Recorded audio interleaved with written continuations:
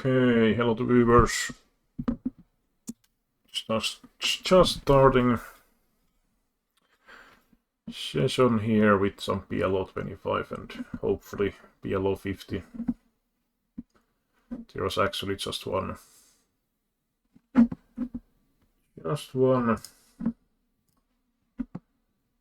PLO50 table running currently, but we can probably get that running. Some action in a moment.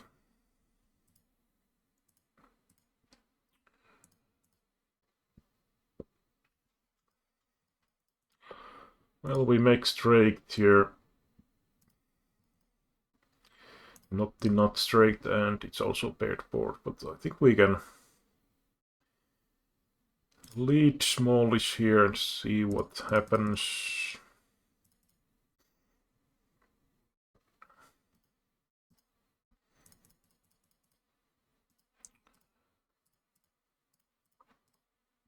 And he has king queen. Yeah, probably would have lost pretty much the same amount by check calling.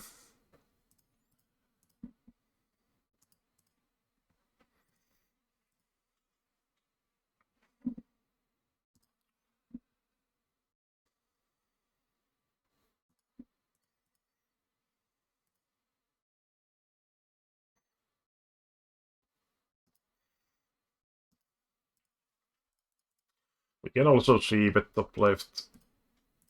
I think it's kind of reasonable either way, but it's just that ace king has kind of reasonable showdown value anyway. So it's questionable if we want to be turning it into bluff right away.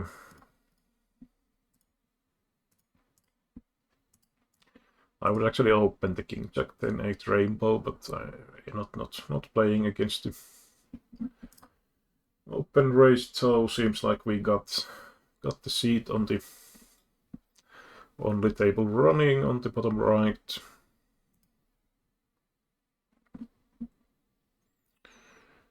I also have these table chooms, but not sure if they are that great currently.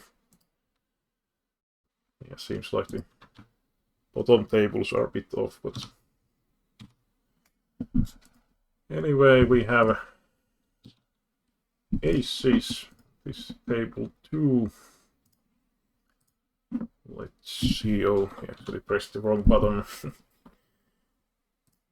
We actually make the full house, not the full house, but top set. Just going to see, but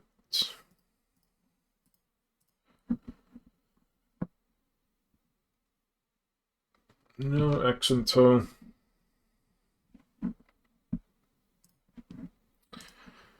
Kind of mediocre AC, kings on the bottom left. Not the greatest flop though. And I think we want to just fold here right away.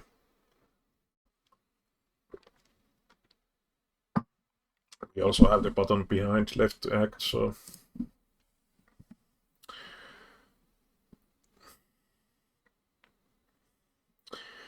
we don't necessarily mind if the button raised on the bottom right, so we can 3-bet, but obviously we will be raising the limper. Well, even better, the big blind comes with the 3-bet. So we will take a moment to think of our decision and then forward.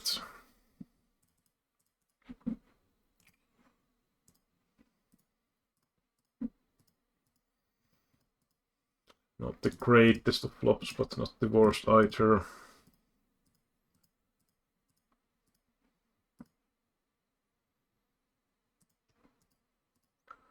This guy usually folds when he goes those fish emoji things. Not this time though. And we can't evade. Oh well. That shock.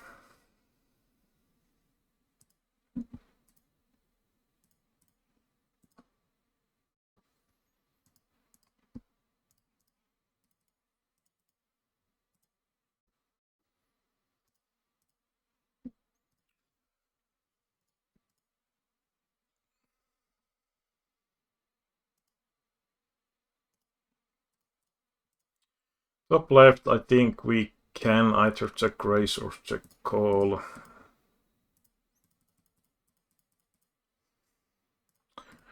Don't really mind either way.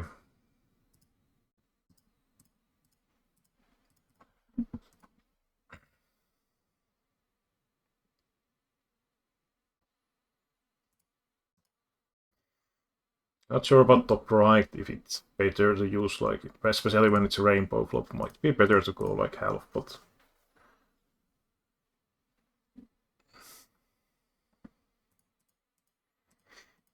And here we flop bottom, top and bottom.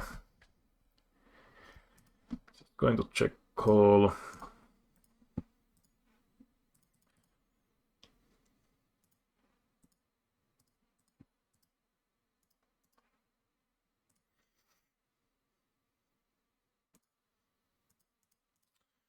Well, board doesn't really get better.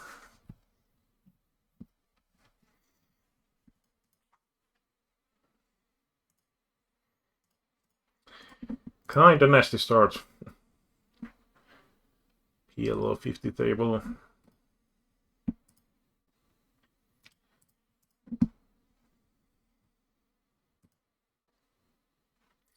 I think it was pretty much the flip on the flop here. 52%.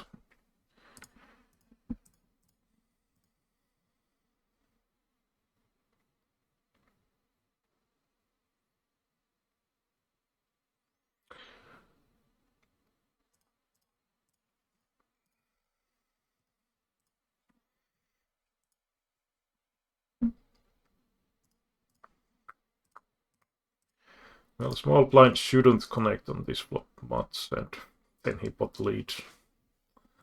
Well, can't really do much with that.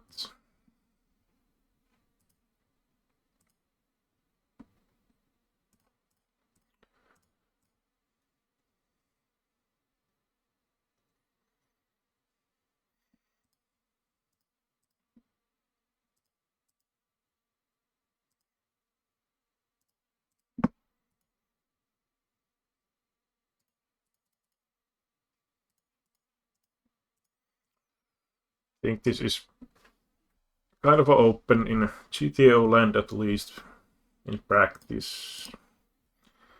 I mean, if the table is really call happy, this is probably not really hands type you want to necessarily open.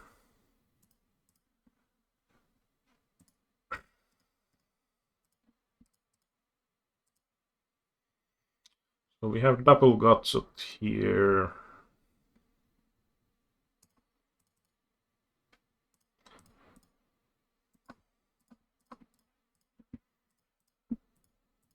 And I suppose I'm just going to sheep it, hopefully take the pot down.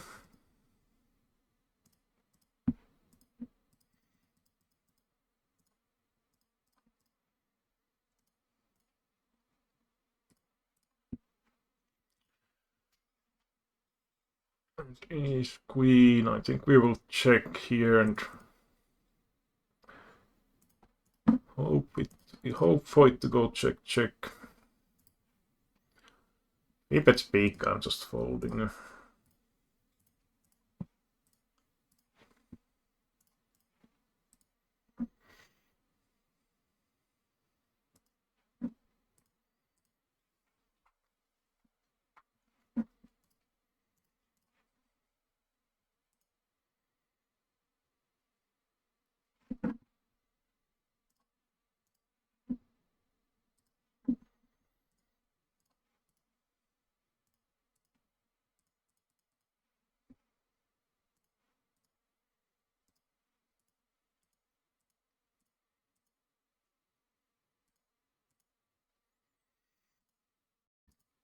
Interesting turn cards top left. We have two straight blockers.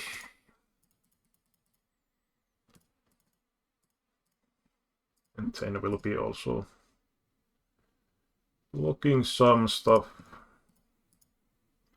This might be a reasonable pot bluff on the top right. We have basically three 3 blockers, the strong stuff. But not really much of a showdown value.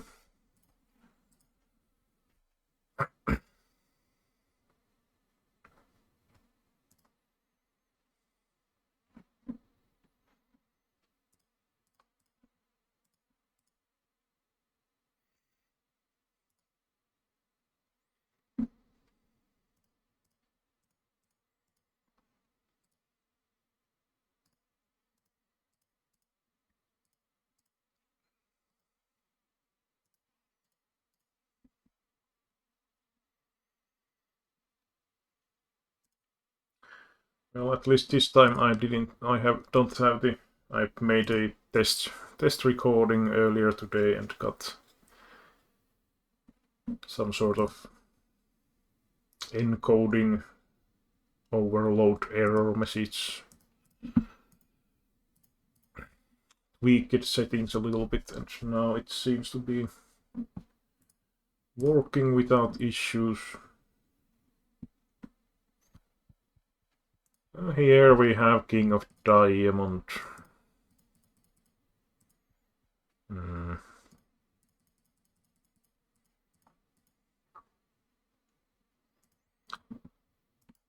Be kind of happier to bet if he was a bit deeper stacked, because now if I bet, I think he can actually shove quite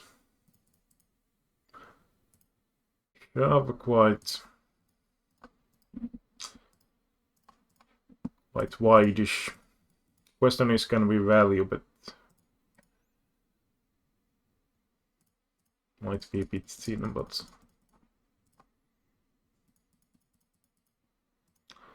let's try.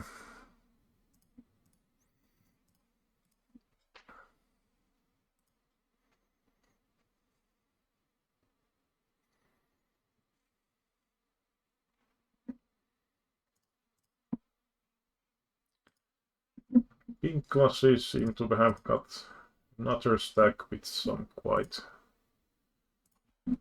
a garbage starting hand, it seems like.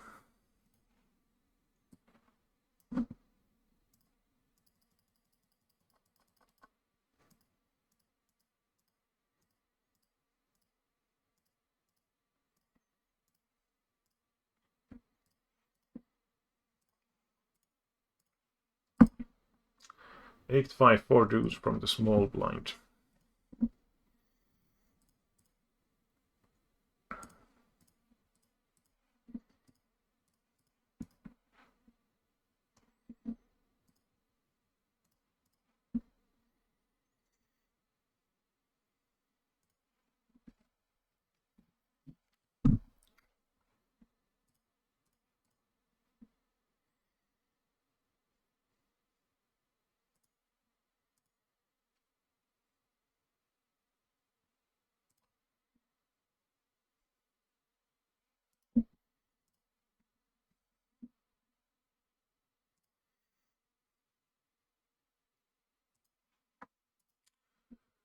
He's repping the nut flush, or second nut flush.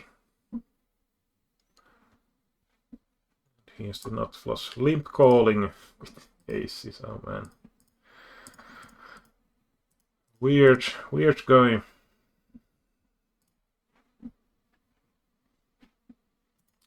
Well, top left we have easy call. I mean, some of these hands we could also 4-bet, but I think we want maybe a bit more connected, I'm not sure.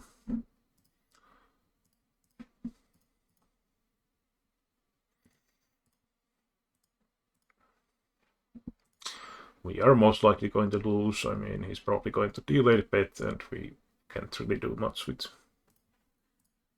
crappy top pair.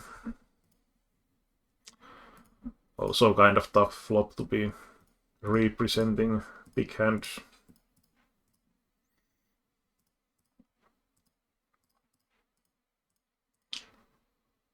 Let's lead here with the combo draw. No showdown value currently.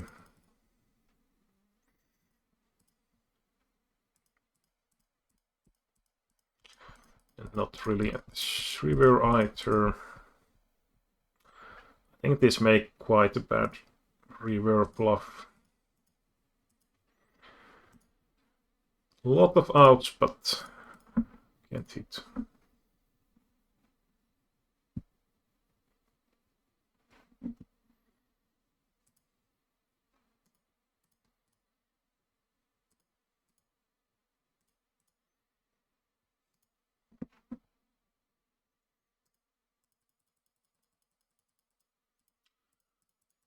Seems to be again quite action heavy PLO50 table.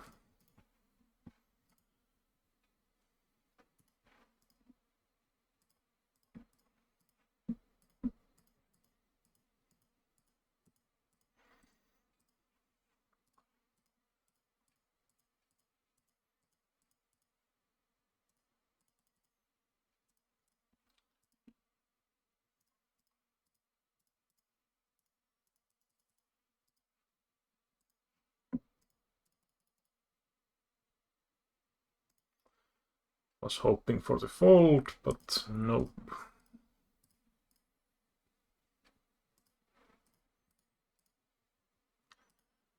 And we make the flush on the bottom right. I'm just going to check back.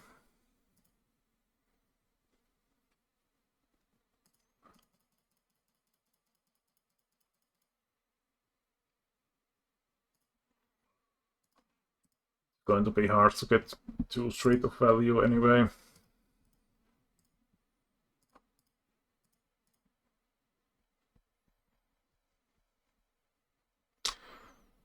Well, we are getting such absurd spot odds that I suppose we are taking the flop. And we flop the top two with SPR1, so get it in and hope for the best. 41%. Nope. Well, we still got our own money back, I suppose.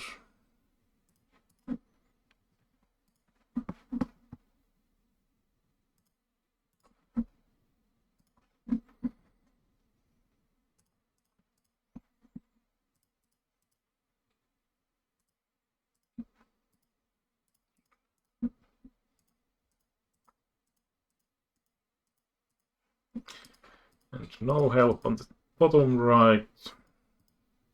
I mean, there is tiny chance that the 6 is good. Not this time. He actually had not a straight, but straight blocker anyway. Four-way, I'm not so sure if we want to see, but here.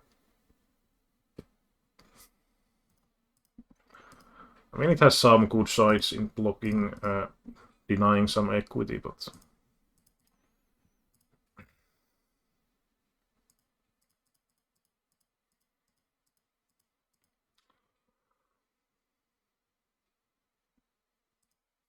wow.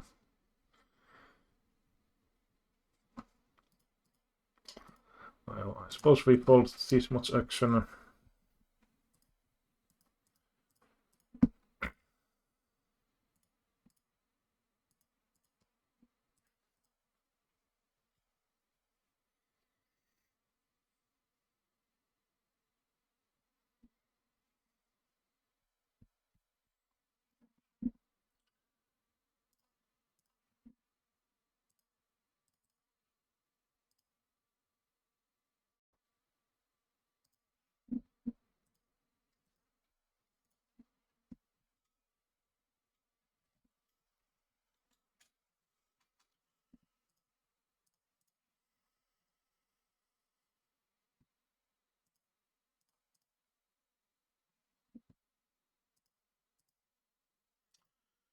These guys once again building the pots.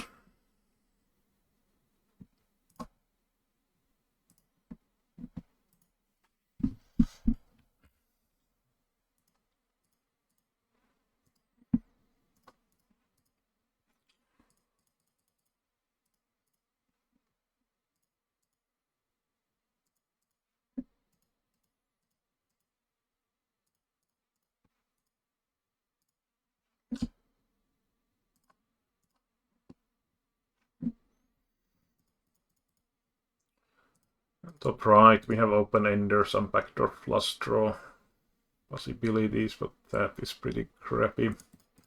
We also have a tiny bit of showdown value with the edge.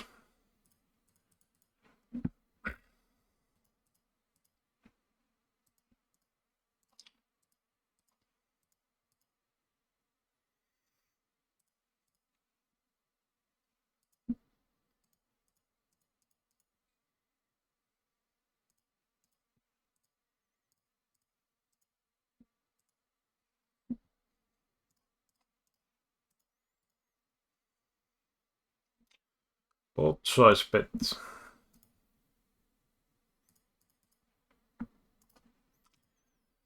Not a huge fan of calling it here because it's kind of tricky, like, do we have outs outside of the flush draw?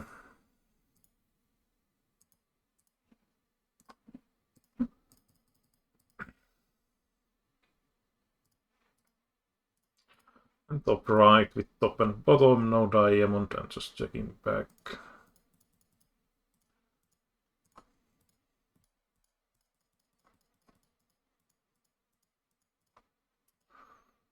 It's the river.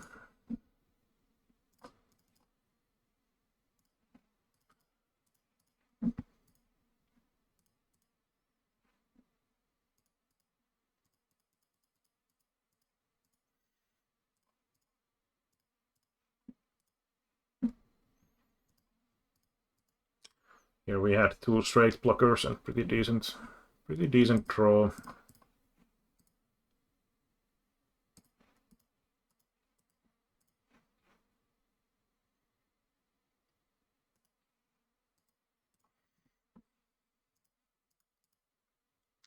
think this is a bit tricky hand in a way that we are going to hit those bottom sets mainly. But at the same time, double suited connected. I think we want to defend.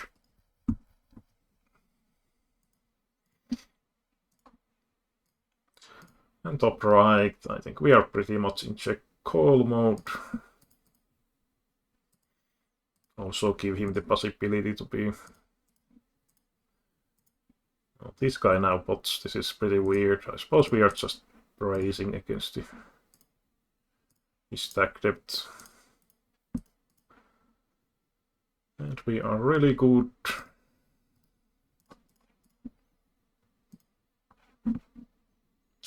And he was bluffing on the top right. Here we don't have spade or backdoor flush draw. I would just check call. Once he checks, we could either go for check raise or bet on the turn.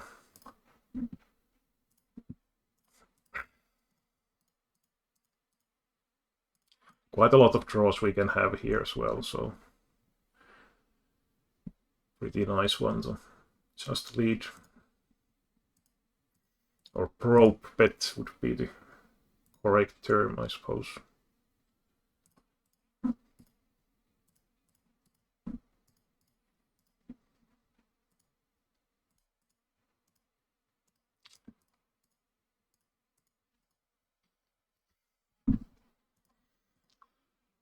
Three bet.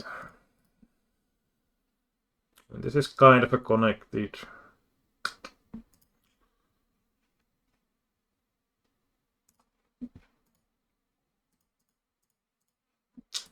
Well, that is good looking flop.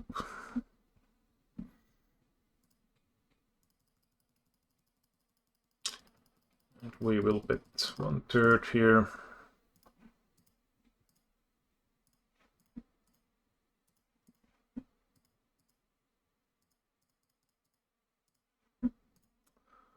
Not really the turn we hoped for, I suppose, but it's also rainbow, so I don't think we need that much protection either.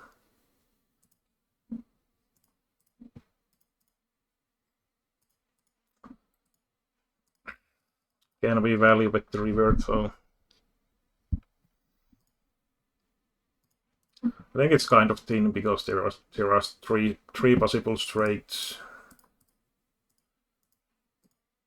He has one of them, unfortunately. Oh well.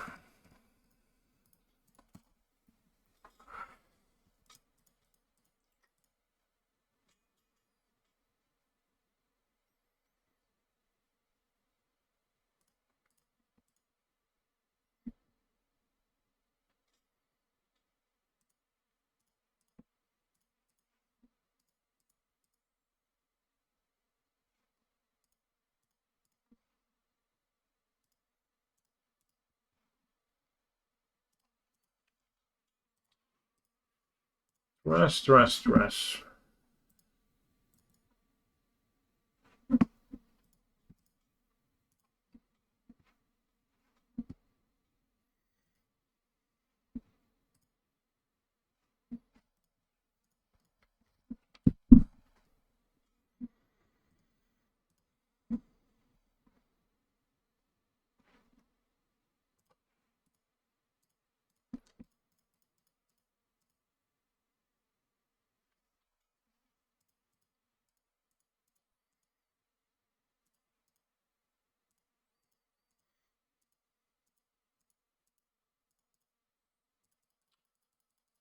But 1/3 here, pretty good flop for the 3 better.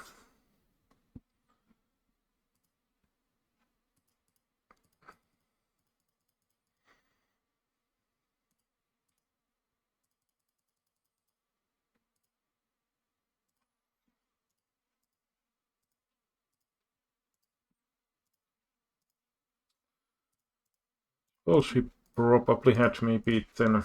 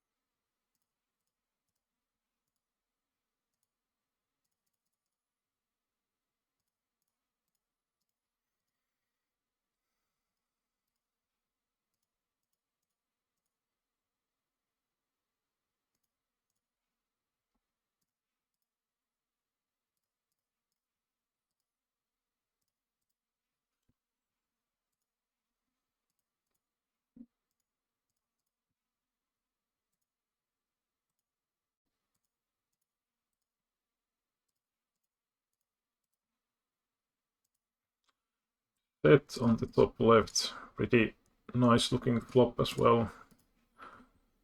The 3 better could be potting white here, but he doesn't, it seems.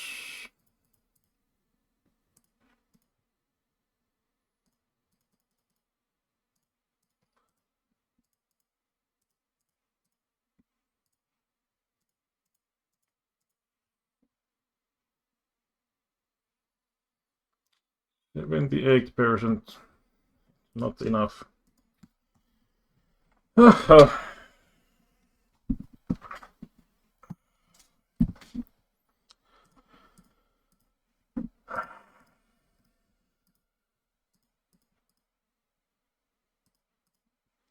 Not enough.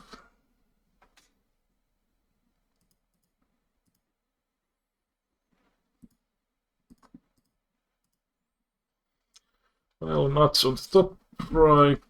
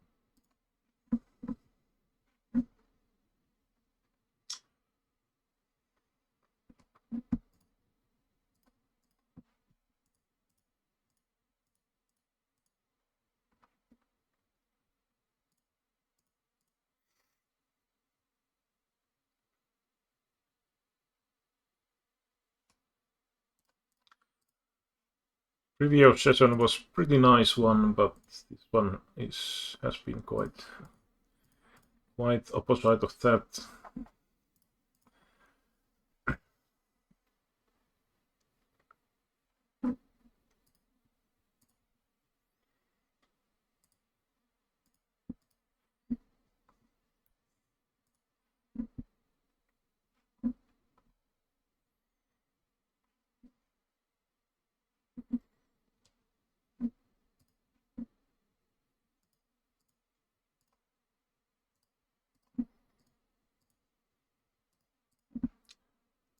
Seems like we got the PLO50 running.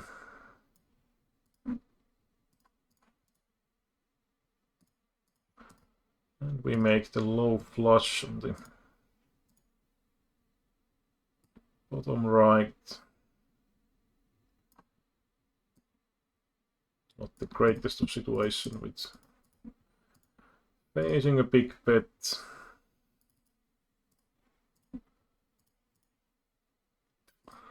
Well, theory-wise, I think we are pretty much calling when the fourth spade comes.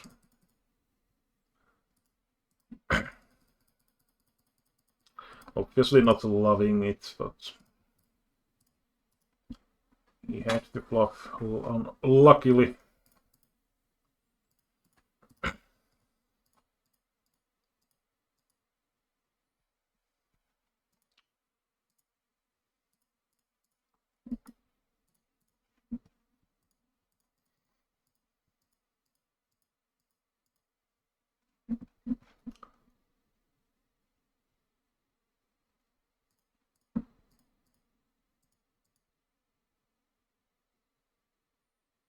Not sure if we want to even call the queens with the 7 and deuce,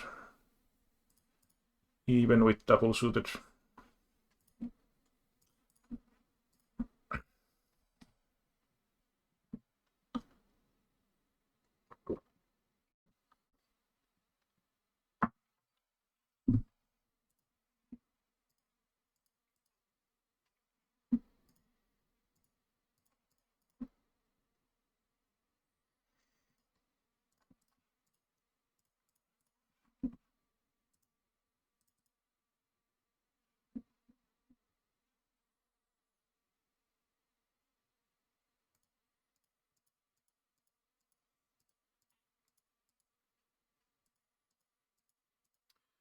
Well, there is some merit in c-betting here. We have 10 and 3 blocking some stuff.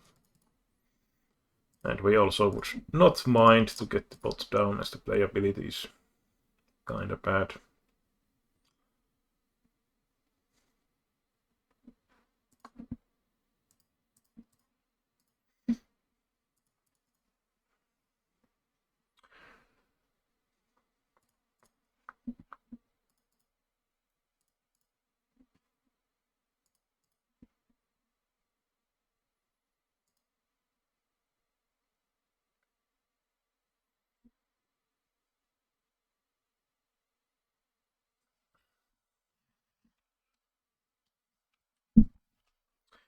This guy doesn't seem to like rebuying.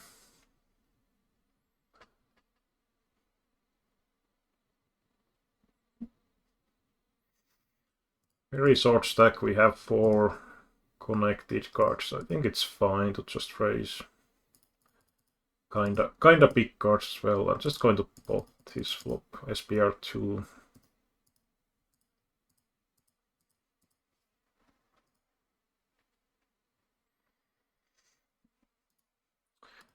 Beautiful starting hand on the bottom right.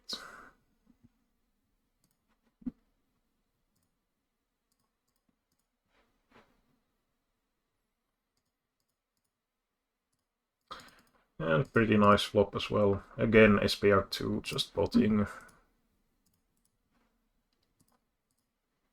60% equity.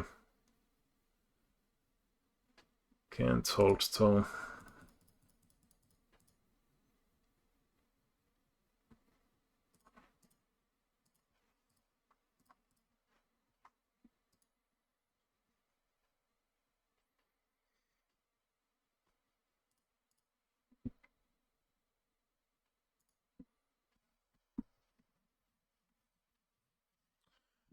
one of these guys who play every hand more or less. Queen Jack 4-6 rainbow.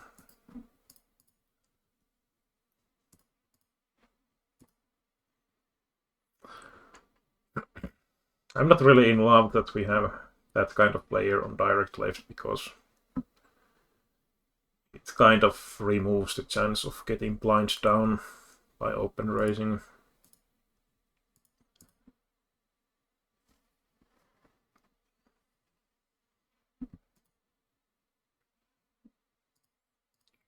And creates a lot of multi-way pots.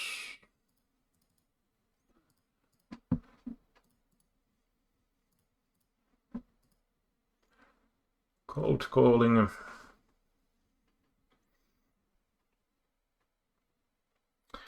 Like theory-wise, there is like maybe 2% of hands that make sense to be cold calling here. Probably not even that. Suppose we have ace of club. Maybe we could just bet.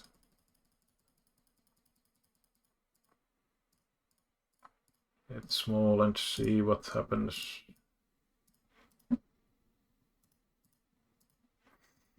When we have ace of club, it basically makes it easier to be just folding to check crazies.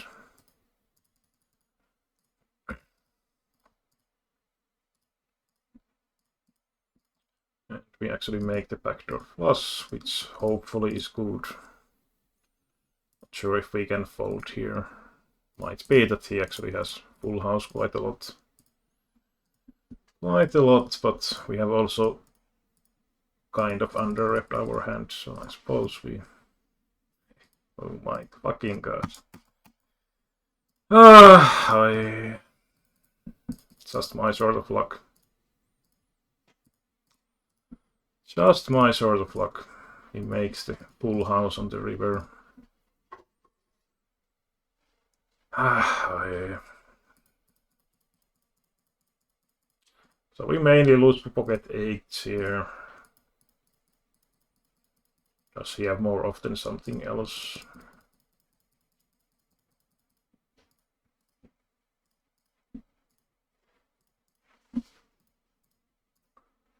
Like that.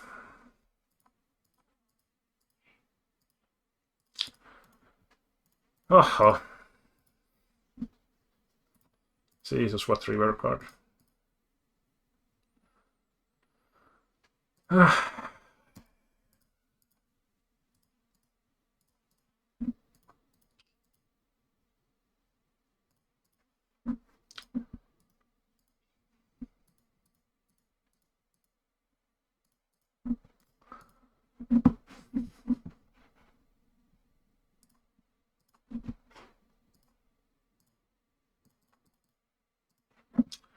Yeah, I obviously wasn't happy. I mean, we don't block the boat, which is issue. But it's still pretty high in our range, so... Not sure about that.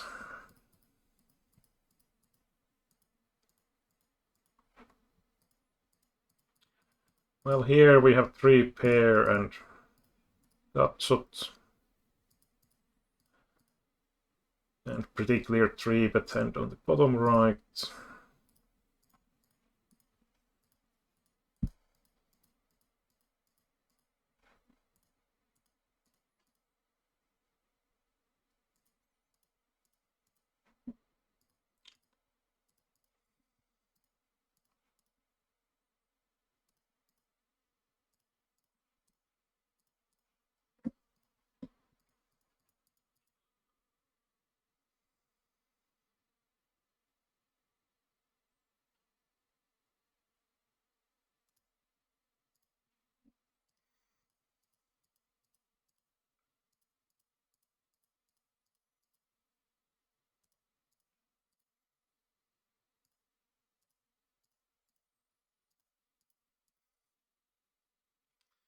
Quite a turn card.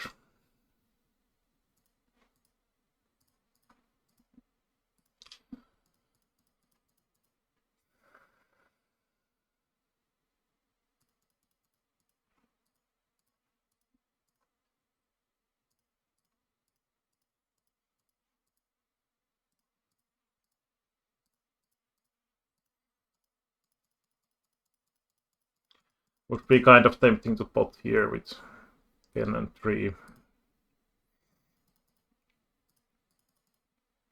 Might be spooky, but I don't think we are going to win this by checking. This guy snap calls. Probably flush or something. Both of them calls. Yeah, probably spooky. Probably spooky play. And here I'm going to pot. We have one big straight draw and also flush draw.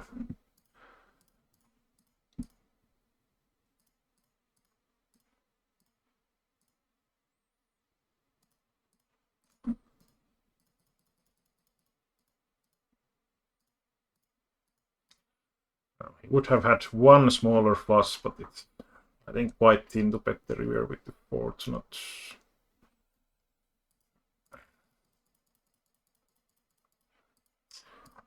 This could be kind of decent check raise attempt spot.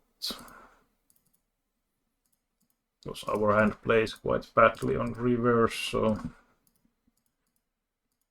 if we get all in on the turn, it would be preferable, but we don't. This hand kind of sucks now on the river as check call. So I think we could go for the block bet. There are still some 2 pairs. Maybe top pair that we might get call from.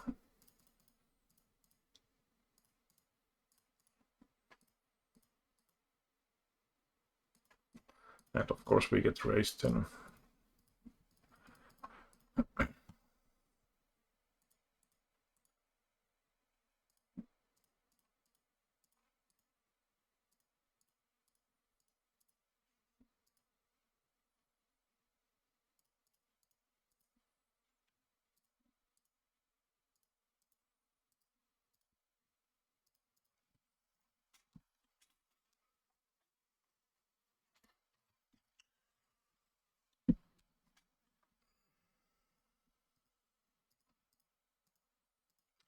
Yeah, that's like the issue. Like if I pot the turn and then we get to that reverse spot, it's like kind of extra ugly at that point with way bigger pots. Of course, we can deny some equity and potentially take the pot down on the turn. That's the positive side if we just pot the turn.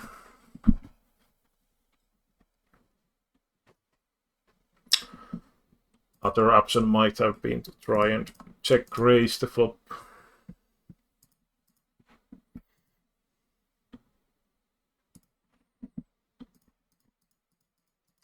So here we have bottom set and open ender.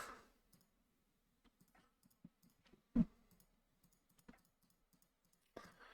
here we could actually try to raise this one.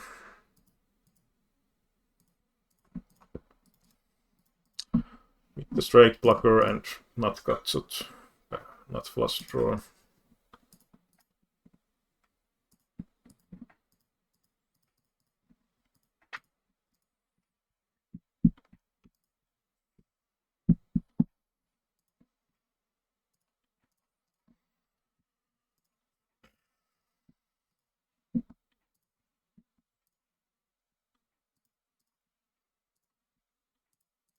I think top right we could also 4-bet if the small blind 3-bets or big blind 3-bets.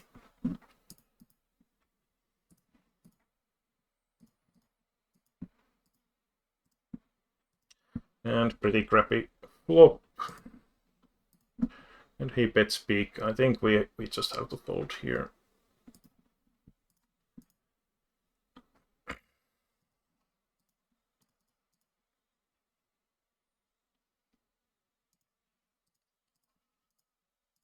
Classical 4-way stuff on the top left.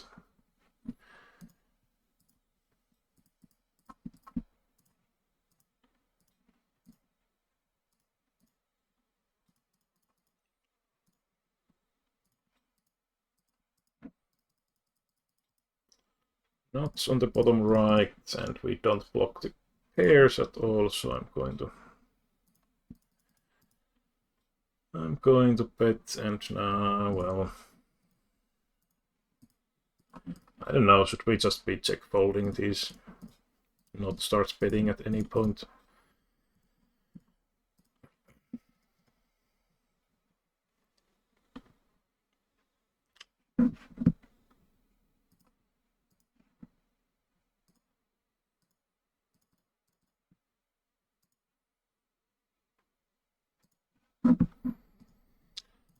Another aces.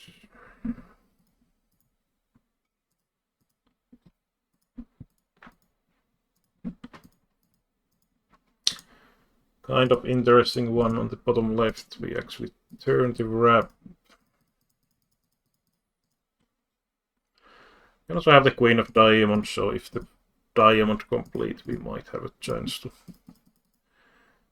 to bluff, but that doesn't happen.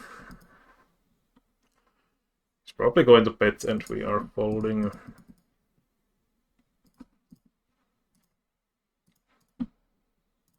I mean, that's basically one of the worst bluff catchers to call with on the river we can have.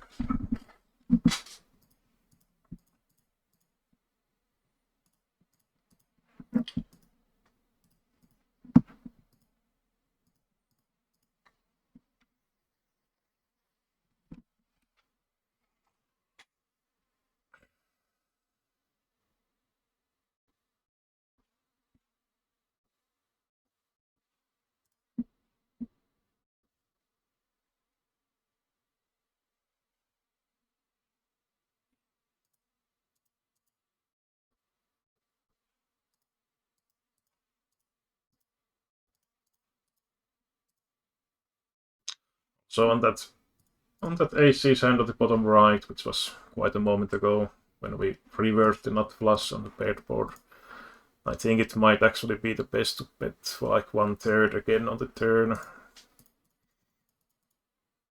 And not check back, but I'm not sure about that.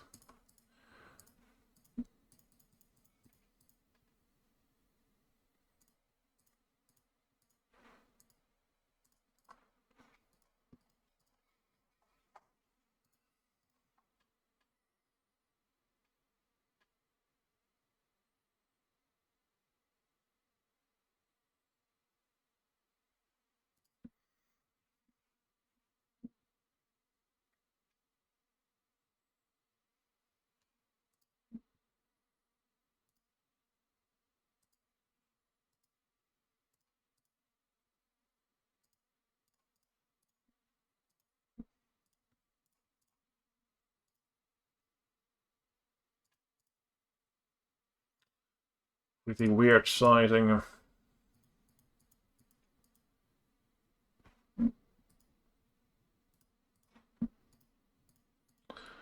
Well, we do improve the 2 pair for 5 gets here. Would be happy to just check down. This guy can easily have something like pocket 10s or king 10 as well, I would say. Or sometimes at least. And we are good.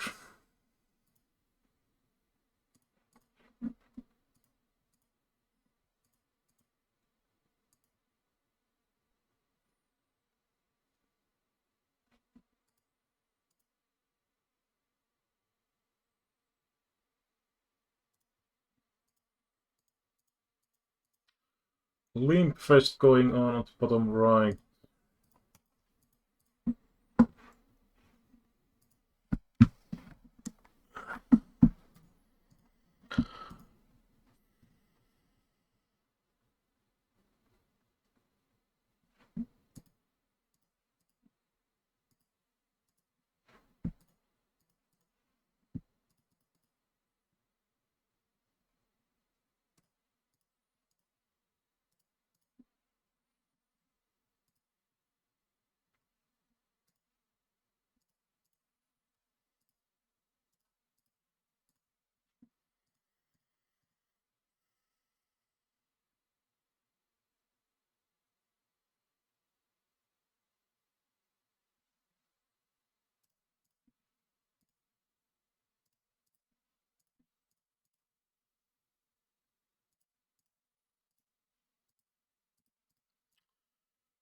We make the straight bottom left.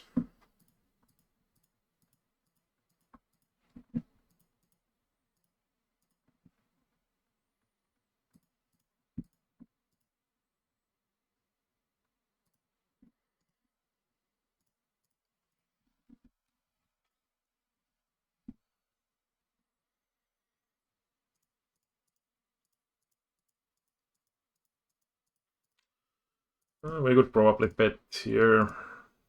We also have that one club in our hand.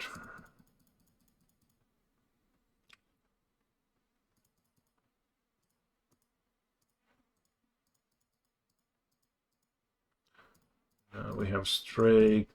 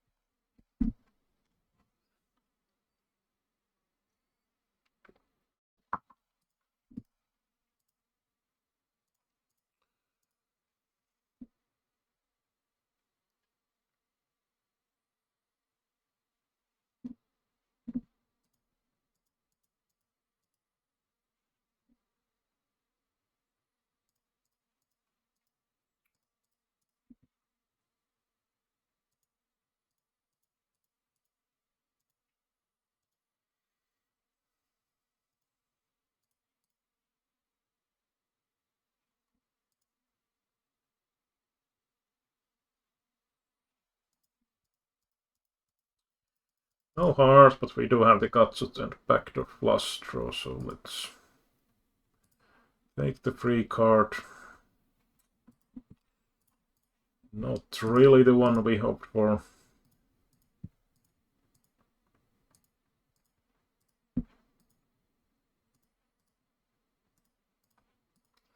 Well, now we have trips.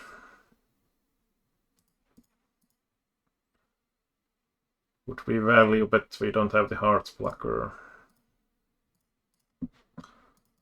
Probably best hand, but are we going to get, for example, hand like that call? Maybe, maybe not. Maybe, maybe not.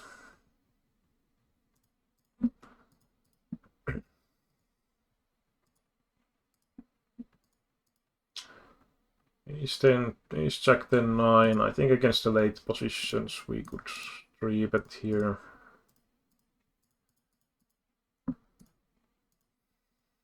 Well, at least this guy shoves, closes the action, so if this guy call, I don't have the chance to come over the top,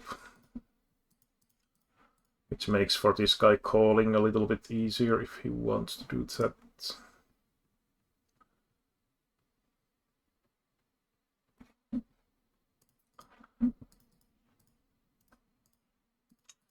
"56% maybe this time." Doesn't look good, so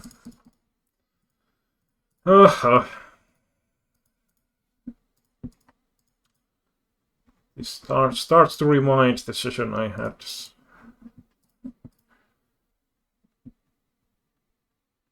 Where everything went wrong. I mean, just small pots, but we have had quite a lot of those.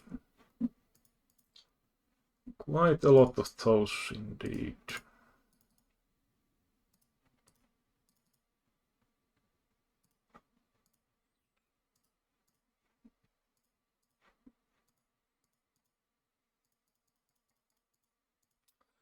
You actually have nut plus draw and wrap, bottom wrapped on.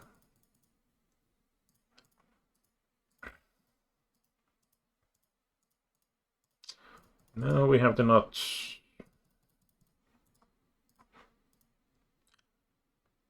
Just bought.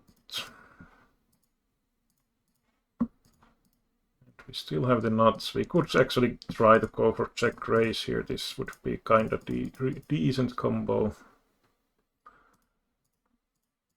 We also give him chance to bluff if he has like some sort of hand like that, but Well, that hand is obviously not going to give any action to third bet.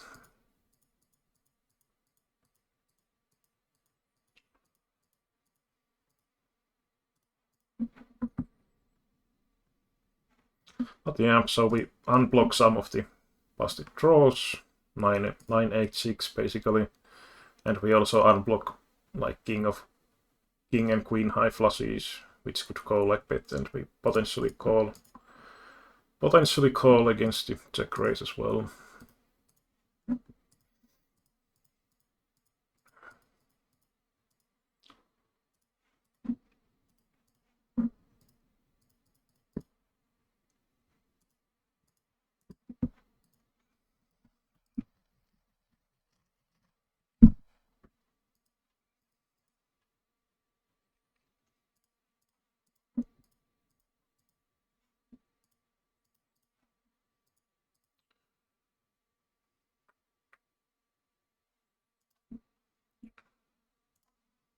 About little 3-bet, so we can 4-bet.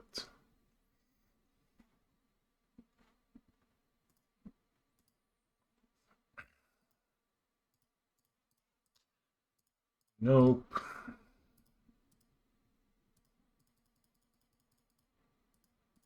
This might be just a call, I think, and I think top right we probably want to just put this Jack 4, and we have ace of diamond.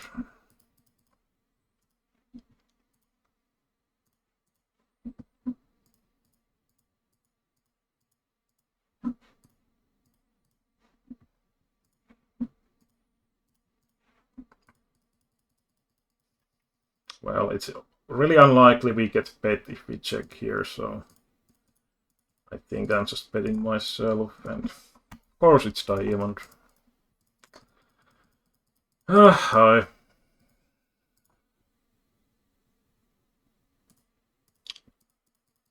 Of course it's diamond. Question is, if he checks behind, do we bluff on the river or...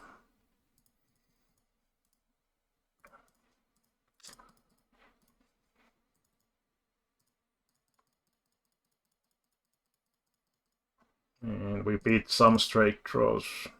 I mean, flushes are not... But we are just checking. Might even be some crazy check call in GTO world. And he has... Goddamn diamond. Hi.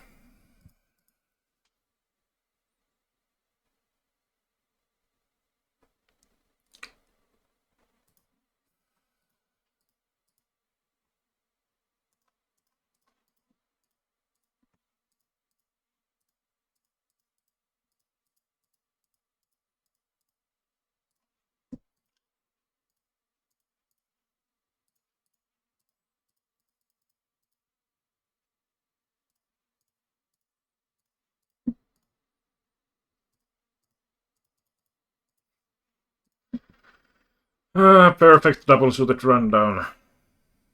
Completely fibbing the flop.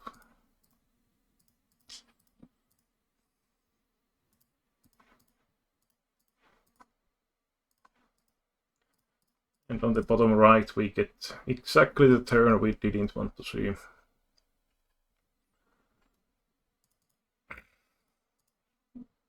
And we don't improve the full house. Pretty hard to find bluffs probably for the villain here. I mean, probably some random queen jack 10 type of hands could be used. I don't know. Feels kind of stupid to be folding as well, because it's so rare that we have better here. But of course he has the king every time.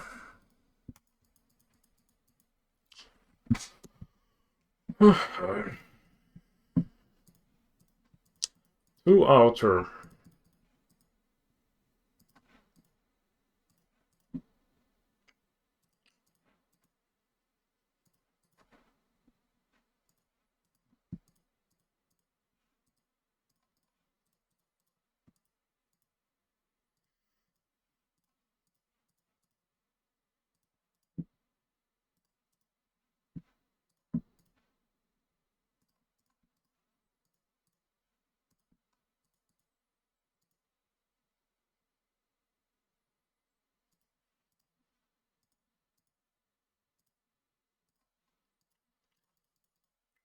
We actually make both here.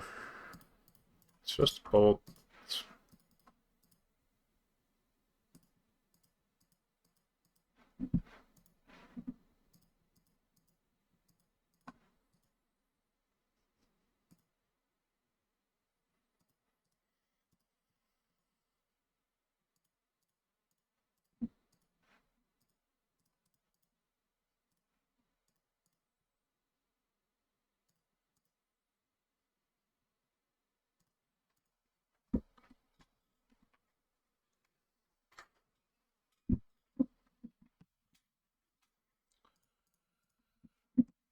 Alright.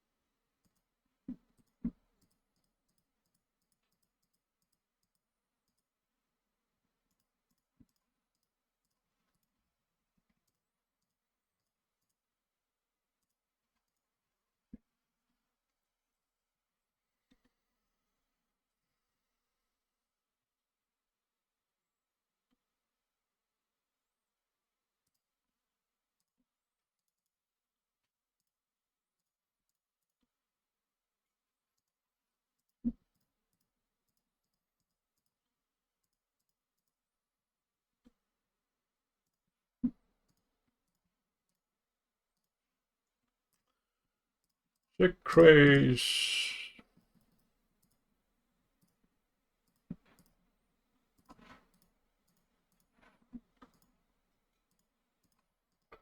%60%.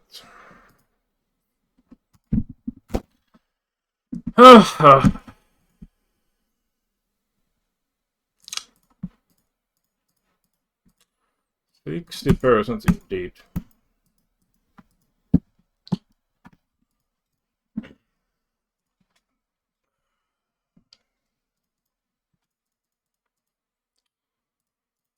Could probably check raise here with 3 pair backdoor flush draw.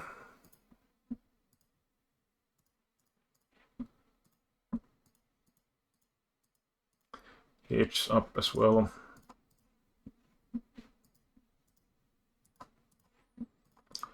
And we get one of the worst cards basically.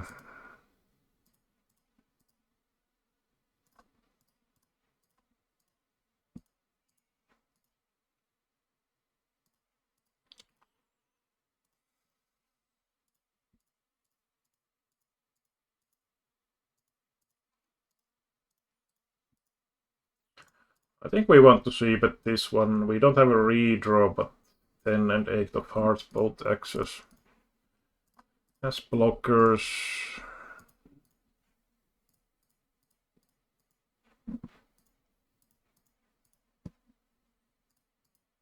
Like if I didn't have the hearts, I would probably check back this.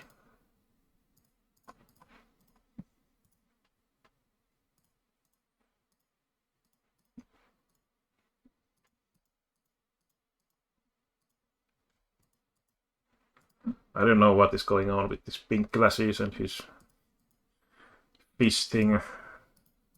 Seems to love using that. Well, top left, I usually don't see bet much on these 2 low card flops, so we could also check this one.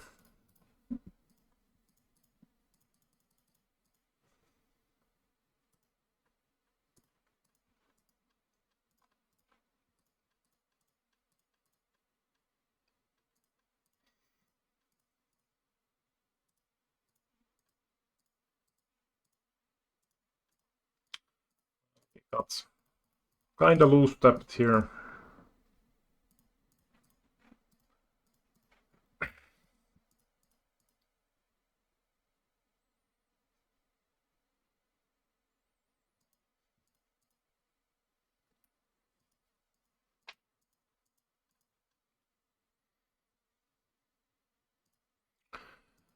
Hmm.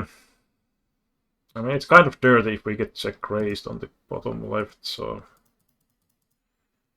probably just take the free card.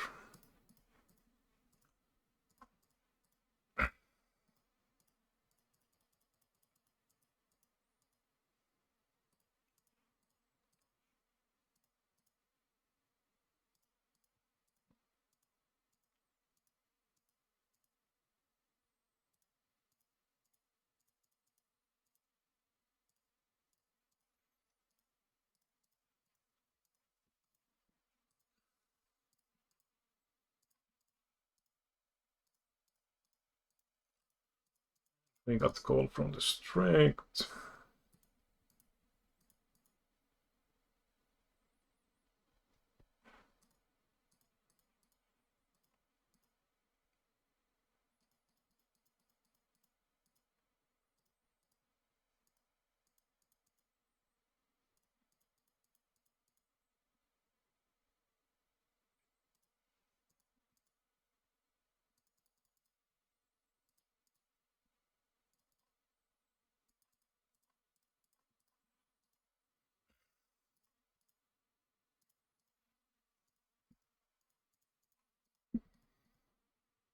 Just checking top right. Jacks have decent showdown value.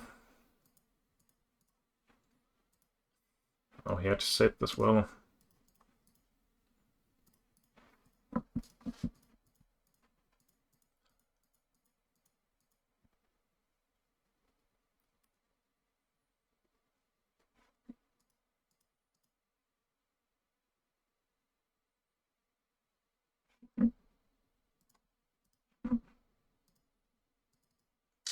Well, still on the profit side from today, but not that much. It's not that much anymore.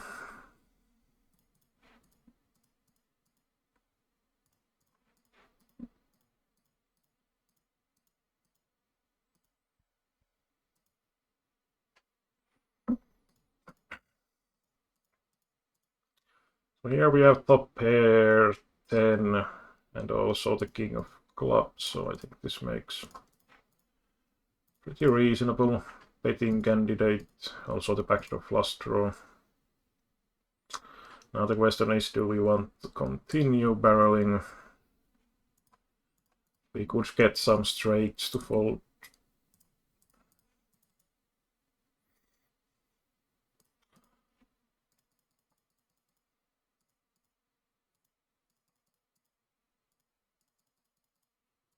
Sure about that.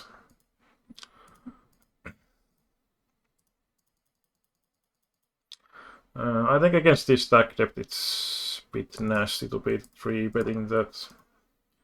On this river I'm going to pot, so we have very low showdown value, but queen and 10 blocking the boats.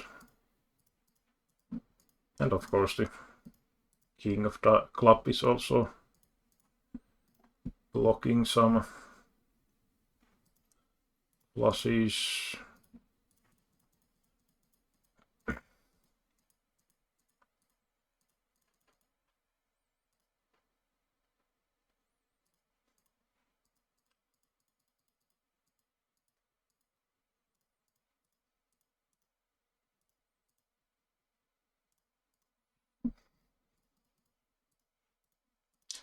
And thin value bet here, and it works.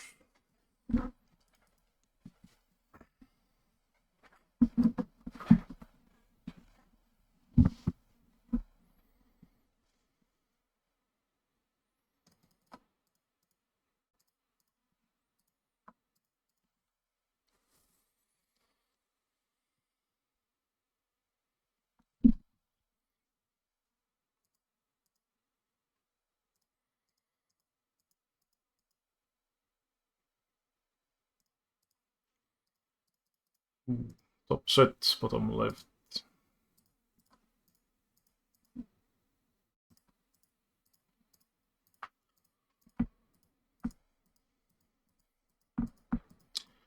And one of the worst cards of the deck.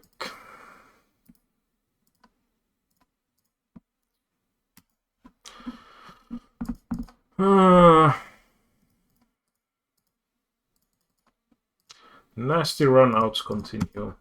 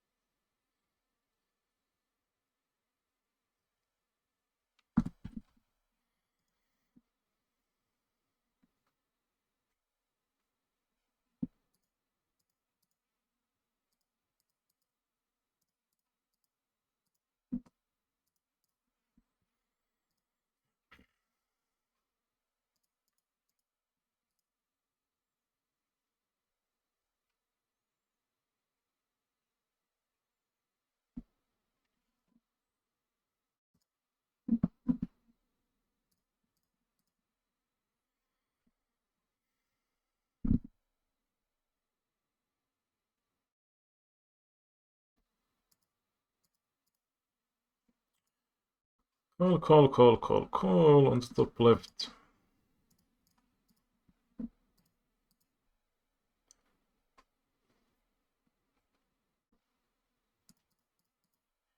No set, no bet.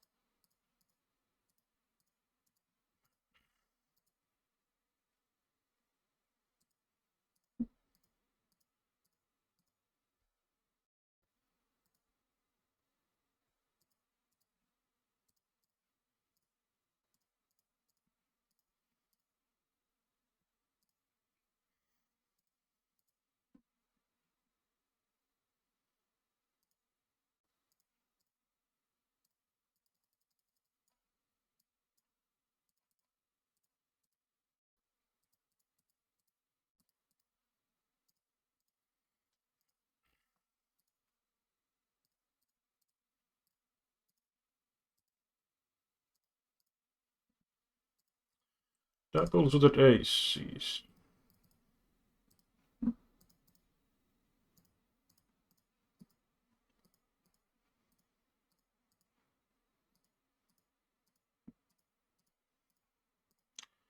Well, flop is nice.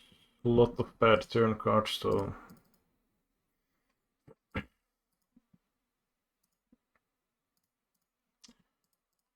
Get the pot down.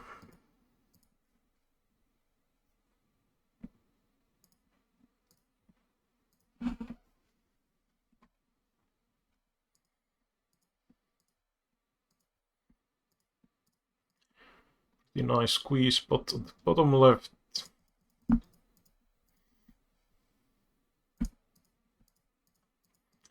No hit though.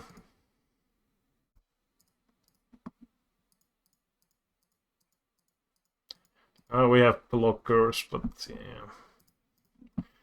Blockers went through the window, so to say. Right away.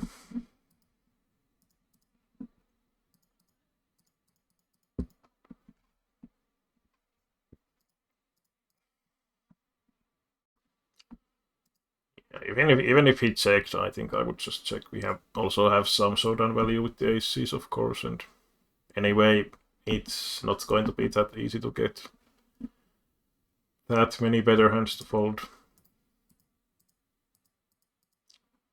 Low SPR spot. Well, now we flop the nuts, or second nuts, with the redraw. With the king, so I'm just going to raise here.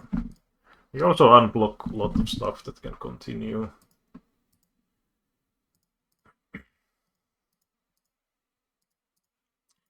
And now we hope he actually has that flush.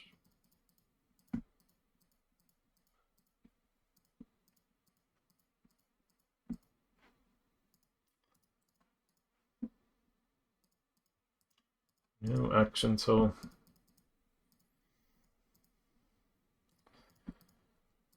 limp.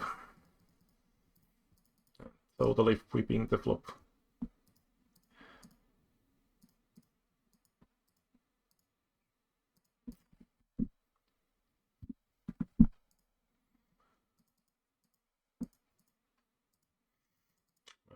Suppose we are betting the river here with absolute air, basically. Snap calls with some garbage. Here two pair, but pre-flop wise that was quite a garbage.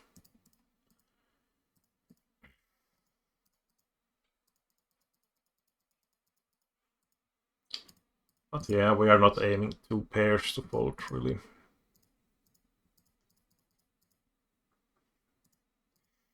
Do we get the check raise in top left?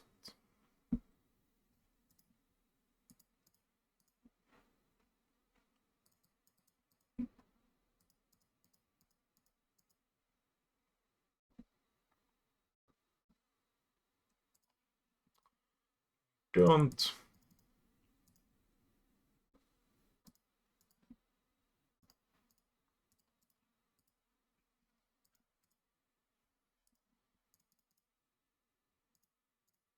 Why did I check here? I probably thought it was three-way or something.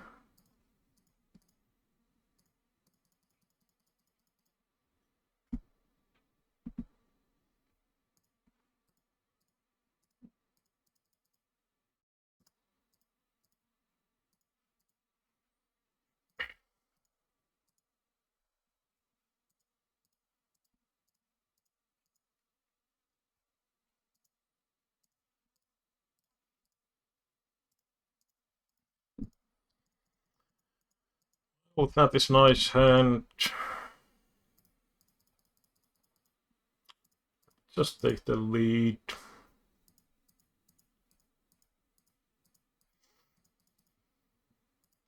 When it's rainbow, I prefer to use, in general, a bit smaller double barrel sizing, because we have basically less to protect against.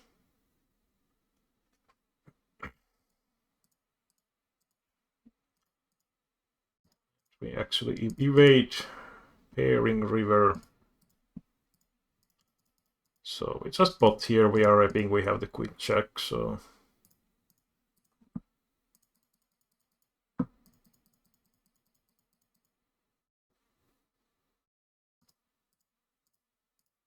he was non-believer with the third notch.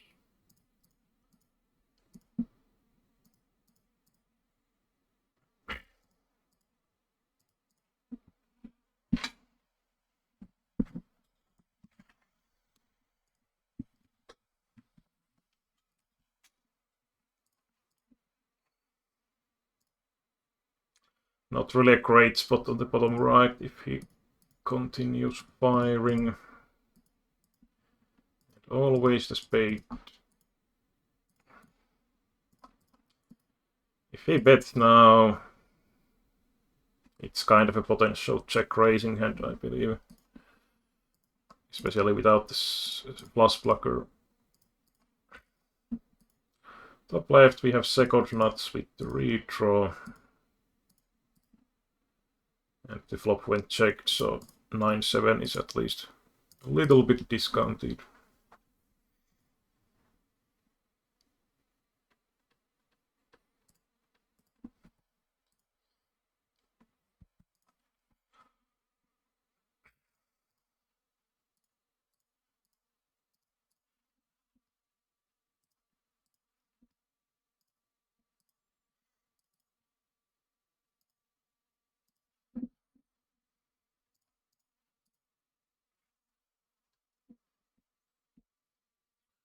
Not sure if I had any. Oh, we actually have some playthrough bonus running.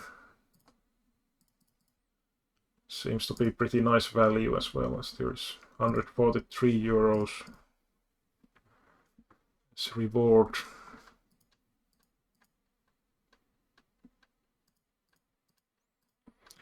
Rainbow aces. I think we still want to 3-bet these if this guy raises.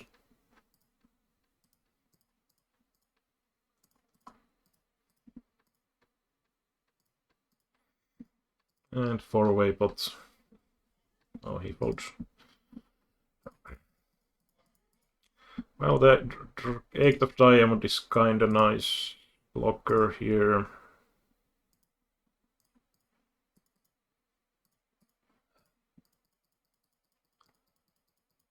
Both of them calling though is not a good thing.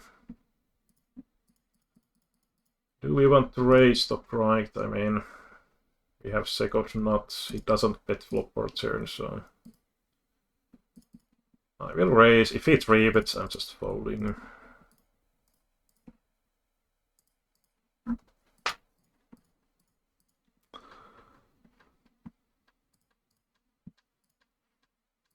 Okay. Maybe I should be just the absolute nit and call the river.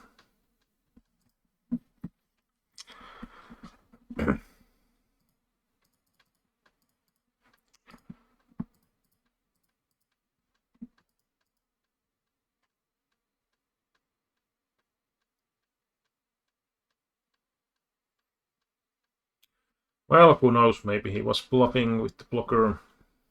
I kind of doubt that, but possible, I suppose.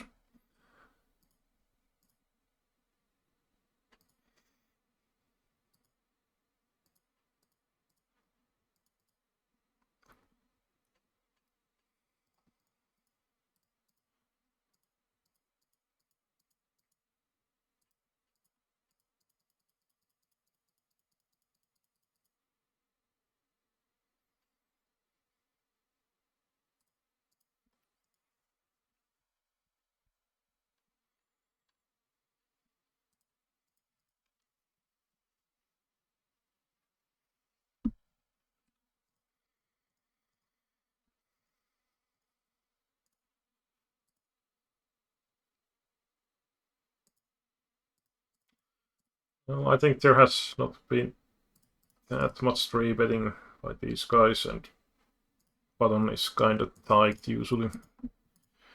So let's open that.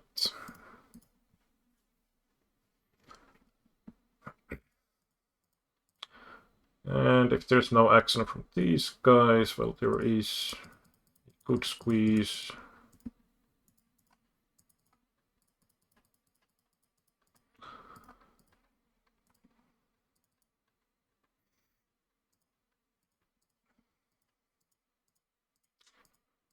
Blocking a lot of stuff here.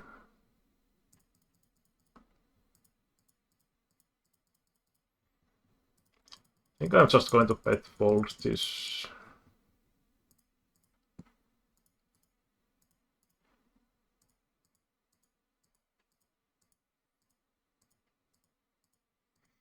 It kind of sucks if we get raised because we are blocking our own outs and so on. But when he doesn't raise, I think we could argue of potting here.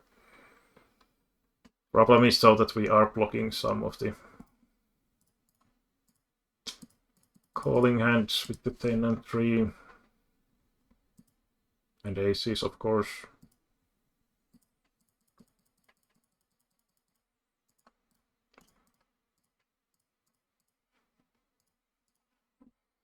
And it's also totally possible that he has the nuts. I mean, like dry nuts here shouldn't really be raising. So I don't know, might be actually even better to check call because we block with those 10 and 3. So much of the stuff.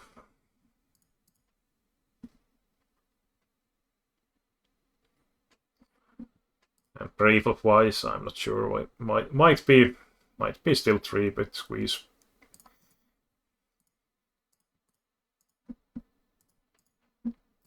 It's just quite crappy aces.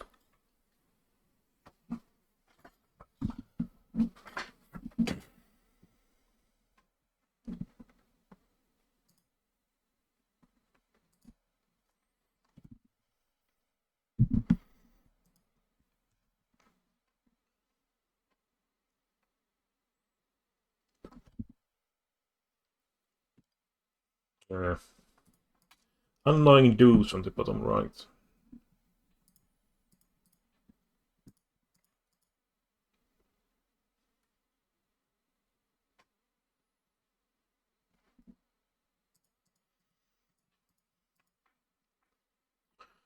Aces again.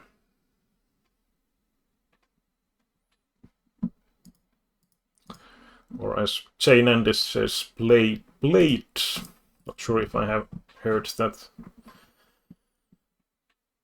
one for the aces earlier from anyone else.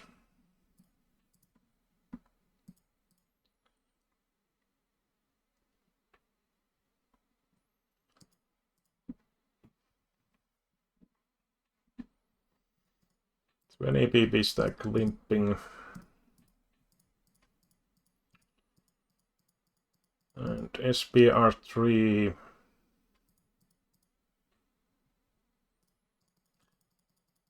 Backdoor flush blocker. Well, let's just go with it.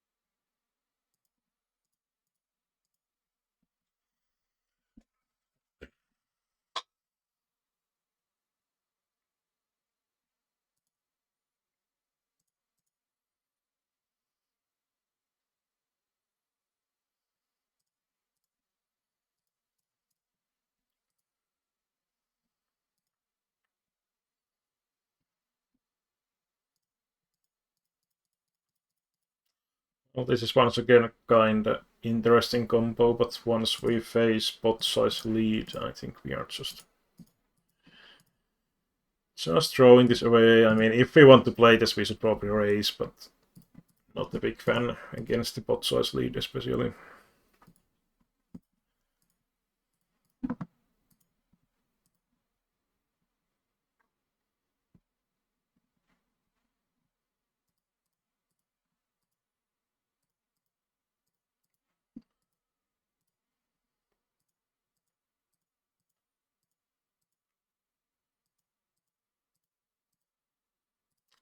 Well, this is range-wise pretty nice one for me.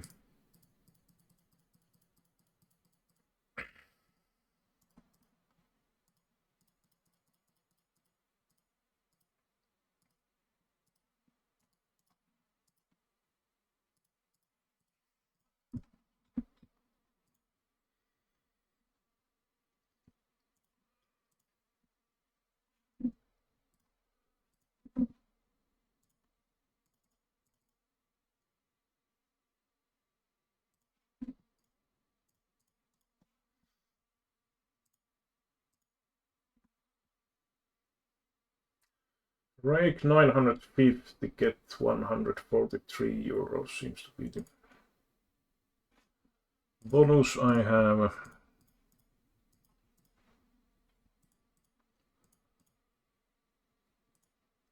Thank you for the free card.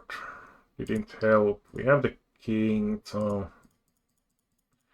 double flush draw is kind of ugly, but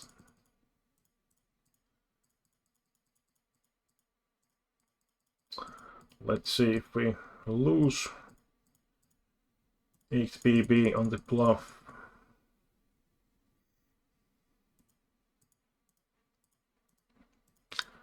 Not this time.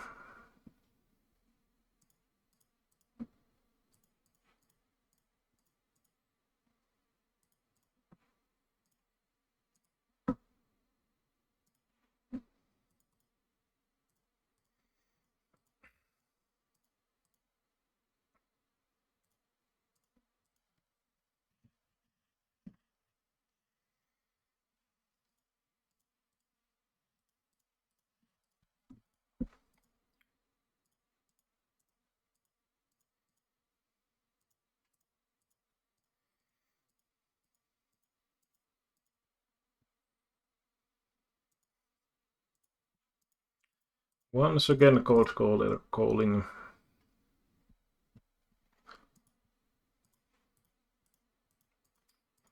Interesting flop.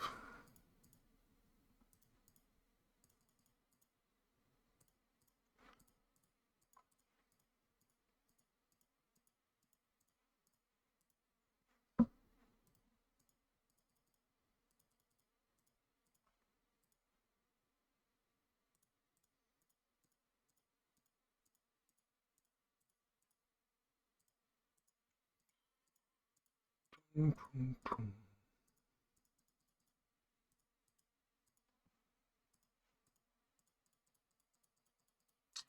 didn't matter really what we do. But even if it goes check check, we can shove basically, well, almost any river pretty happily. So I don't really mind to take that line when we have the not plus draw as well.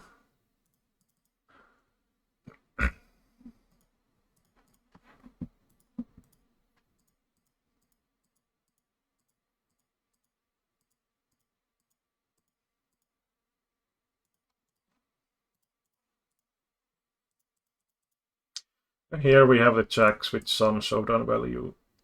So let's see if we get to free showdown and improved. And I think value betting jacks is kinda thin here. Might have worked this time, it seems. Maybe, maybe not. That's the kind of issue that even if he has weaker, it's questionable if that hand will call. But if he has like kings or something, he's probably calling, so.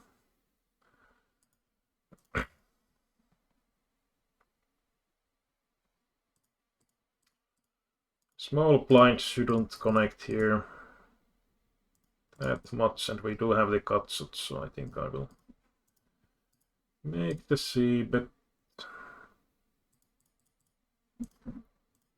We can get a lot of overpairs to fold and ace king and some one pair holdings. He check raises, well. Well.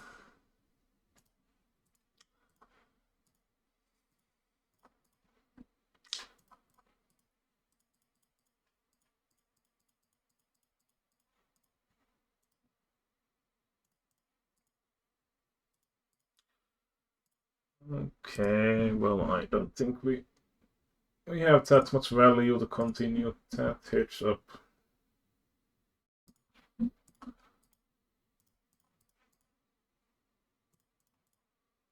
Let's see if we have some other possibilities. Well, here we do flop the nuts, so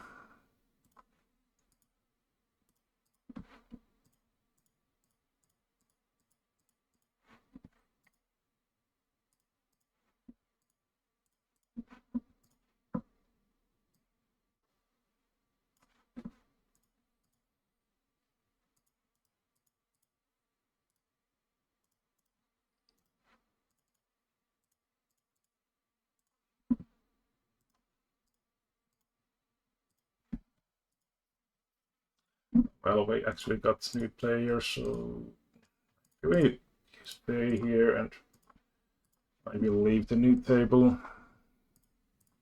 There was 3 players on the other table as well, with Ko Hauk as one of them, so doesn't really matter, I suppose. Third player being unknown on both tables.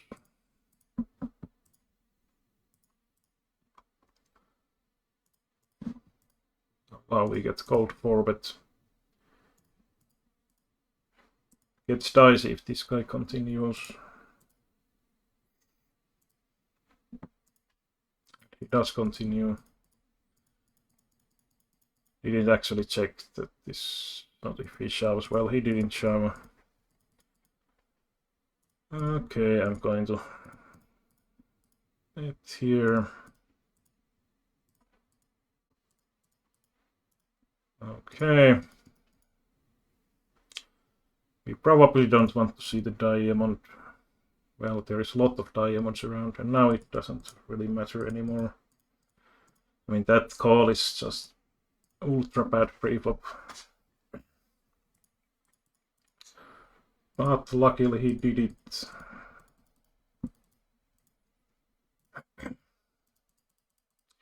Bottom right, we don't block any overpairs, so I'm not thrilled to see bet that really.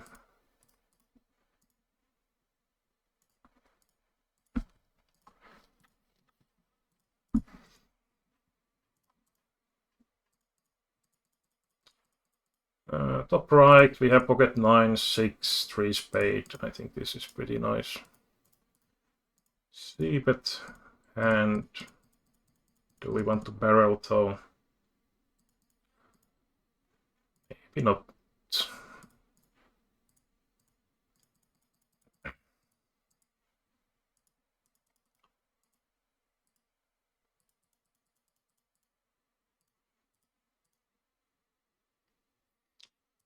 In here we have the top pair and wraps, so I think I will C-bet.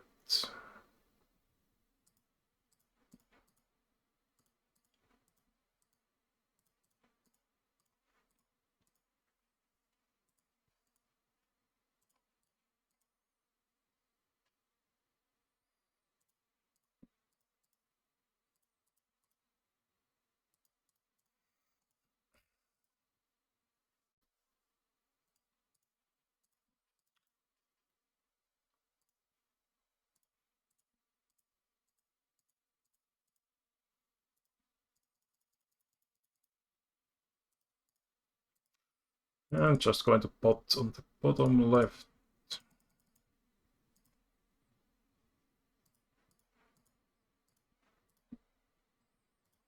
That should be quite safeguard.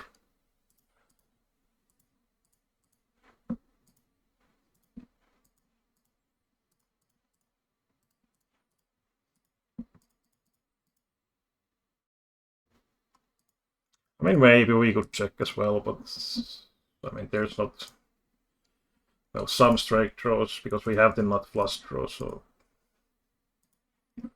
But yeah, probably quite standard to shove.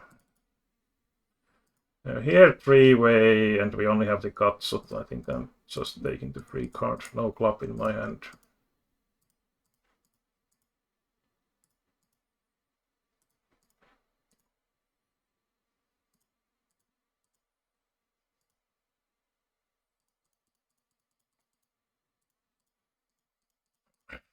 We make the nut straight.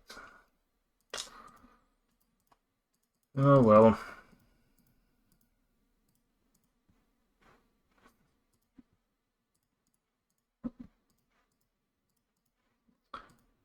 Not sure if I'm too call happy in those spots. I mean, in heads up pot it would be like, in my opinion, absolutely mandatory call, but when it's three-way, I think it gets a bit more questionable.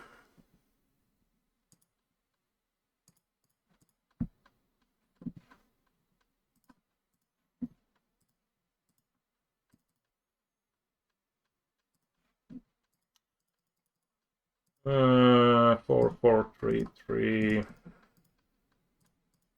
I think this is sheep-bet.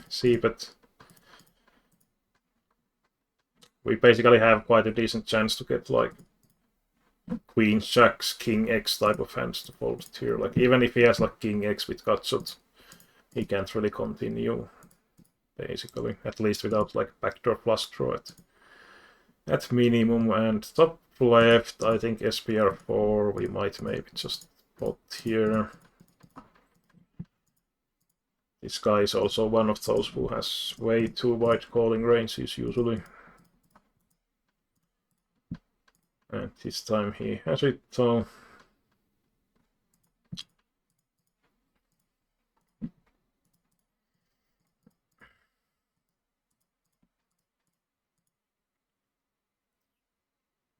But yeah, way too wide hands to call preflop anyway.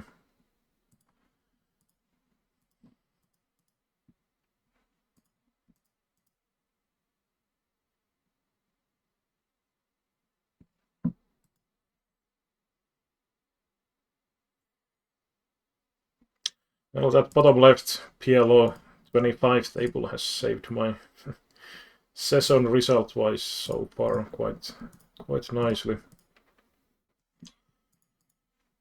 I will probably soon end. It starts to be like 1 hour 40 minutes, so I think 2 hours is kind of reasonable for this kind of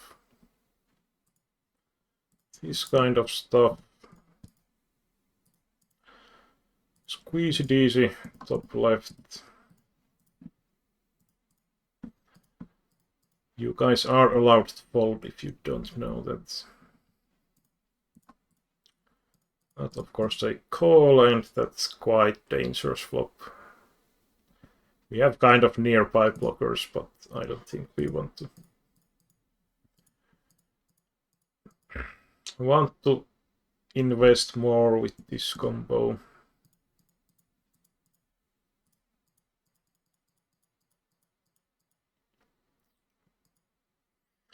Yeah, that's the kind of issue, like when you have, I mean, those were shooters to ace still, but like if you had rainbow version of that hand, for example, I'm pretty sure if we check like GTO or GTO result, it would say to squeeze, but when the opponent, like this guy, for example, the open raiser, I think he's supposed to fold like maybe 60% or something against the squeezed here, but I don't think it's even close to that in reality.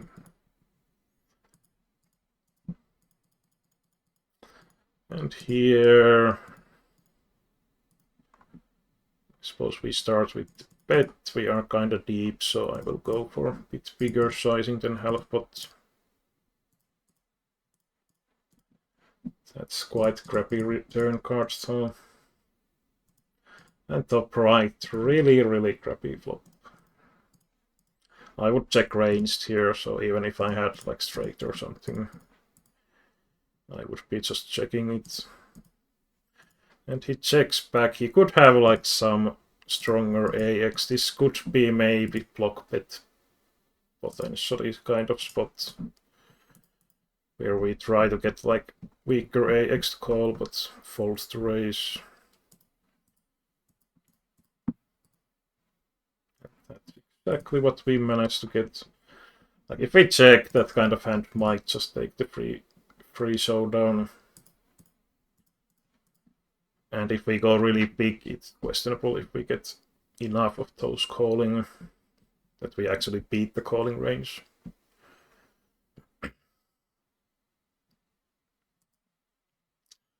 Okay, this table died, it seems.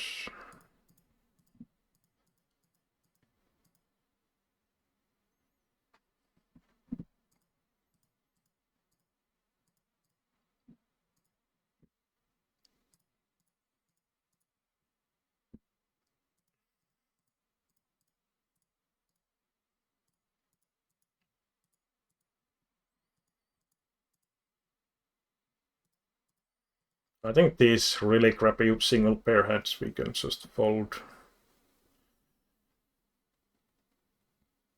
This might be a 3, but do we go for it? Well, let's go.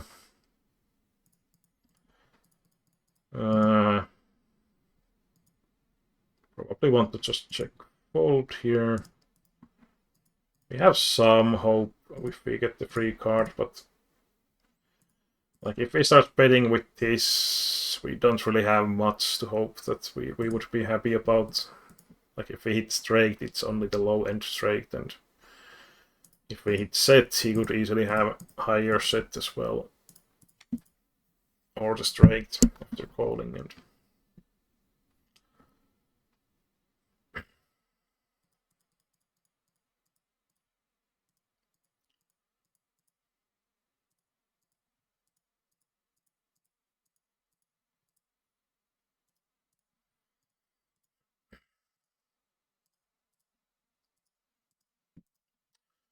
we got the third wheel. Against the EP open, and we have the 6. Well, I think we are still squeezing this, but we have nice shoot composed here. If it orbits, we can just fold this. And that is enough for us to pot, I believe. Top pair and very dry flop overall. We should get our pairs to fold if they don't have decent support.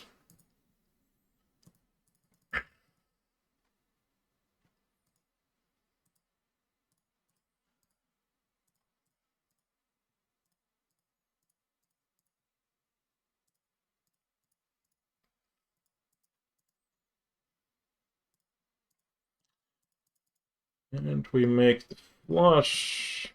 Kinda hard to get value by leading though.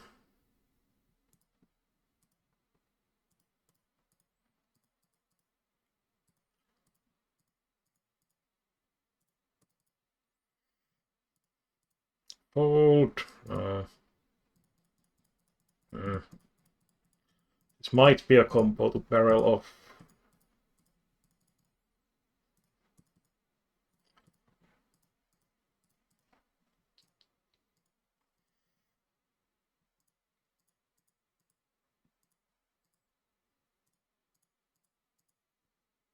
Ooh, trips. I think I'm just going to check raise. People are usually not that barrel happy, but we might get like King X to stay around. Anyway.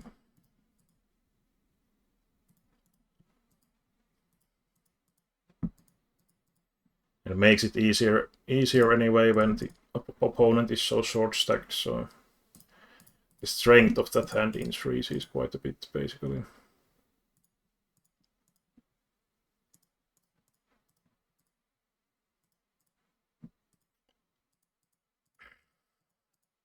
Not a great flop right. Like again, if I had like ace king of diamond, h6 of spade, I'd just call it here pre-flop, but I think with that combo we probably want to just squeeze most of the time, and bottom left we actually revert the nuts. Yeah, I'm just going to half pot because when people check 3 times, they are usually folding, so I want to make it a little easier to call as well.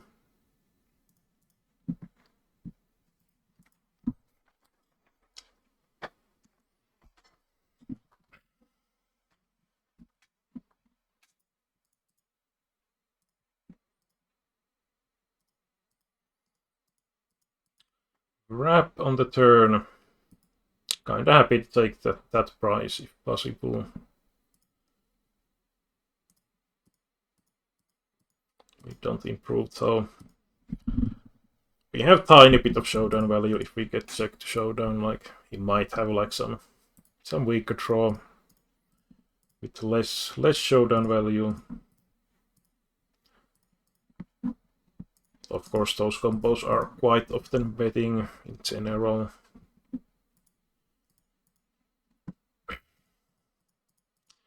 Here we have top 2, but pretty big ones. We are out of position, so I'm just check calling. And now we are going to bet the turn.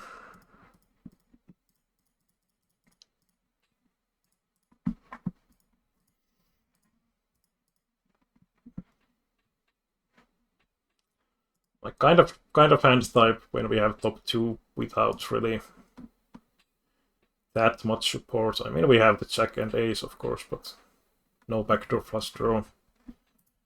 So it's not necessarily hands that we want to start building big pots.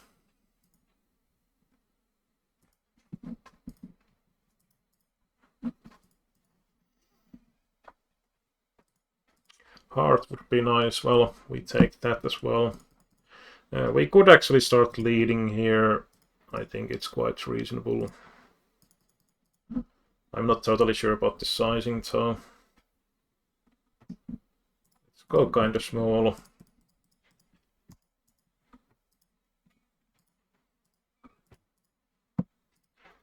We get the call and then we pot the river.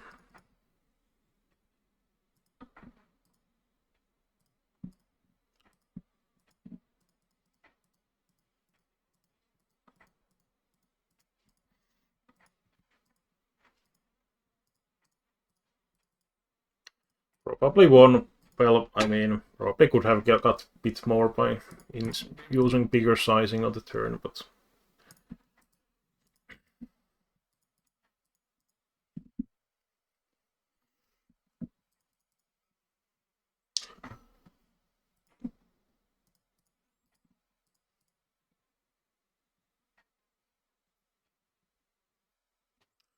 I think one of the advantages, like if I go pot or close to pot, I think it's quite easy for like straight type of hand to just fold here right away.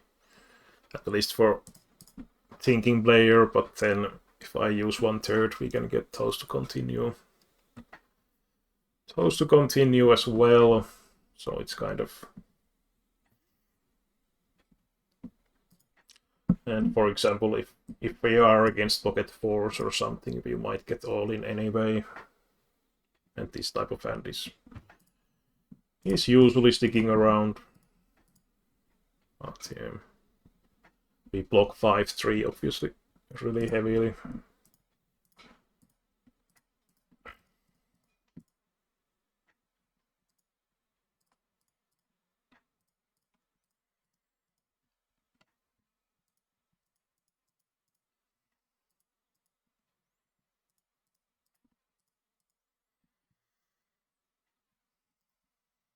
But yeah, like if I check the turn here, I think button is going to check behind extremely often. So that's why I think the lead is quite a decent option here.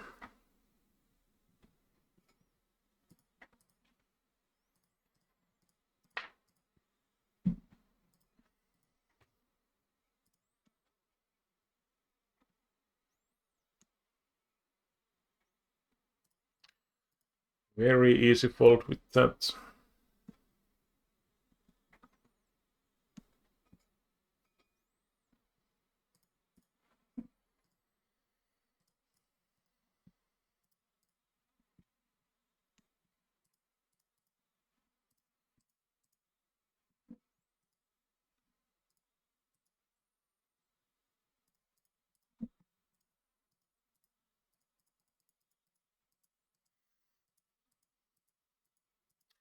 Well, this flop is kind of nice. We have some potential. We can check call. Suppose we are betting and folding to raise.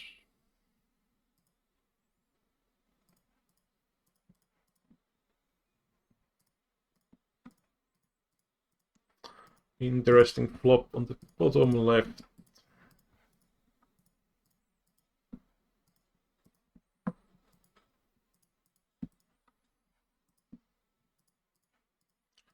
And then we check the turn. 4 of hearts would be nice. Yeah, I think it's quite hard to get value here. It's unlikely he has straight, and we have extremely low flush, so let's just check behind.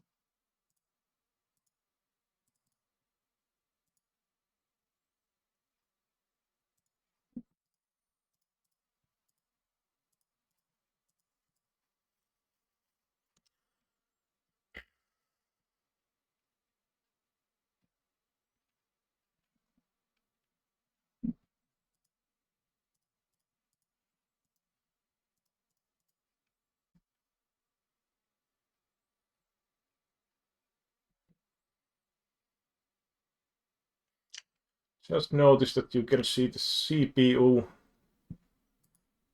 load on the OBS window as well. Only 4%, so shouldn't be issue now at least. We have wrap with backdoor flush draw.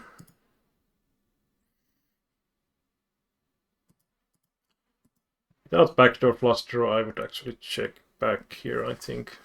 And on this turn, we are checking. Also to protect our check range somewhat, but also pot control, because We don't have any support basically for this second notch. When he bets this small, it's extremely unlikely he has the nuts, I would say. Hopefully I don't get 3-bet here right away.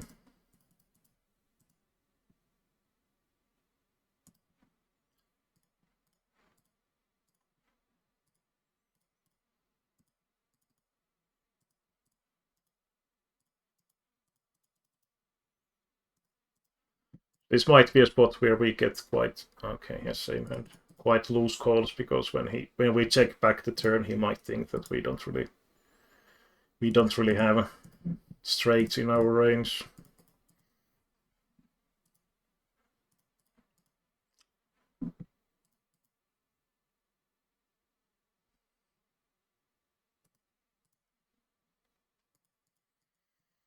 Just folding the open ender when we only have the 3 not out, and it's 5-way pot.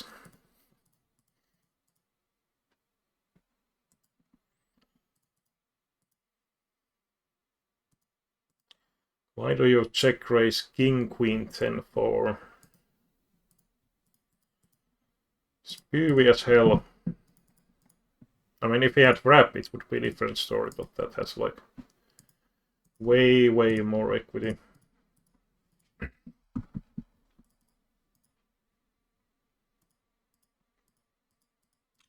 Well, top left we have the notch.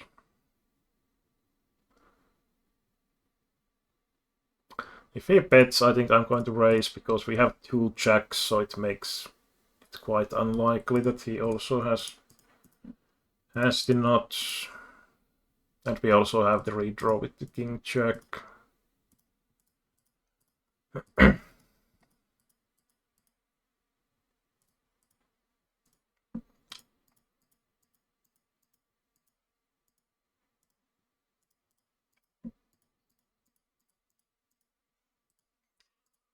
And then you can mix some of those, like,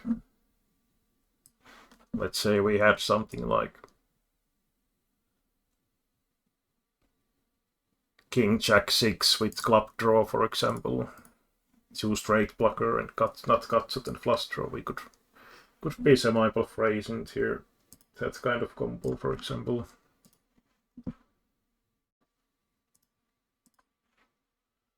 Closing these replay windows.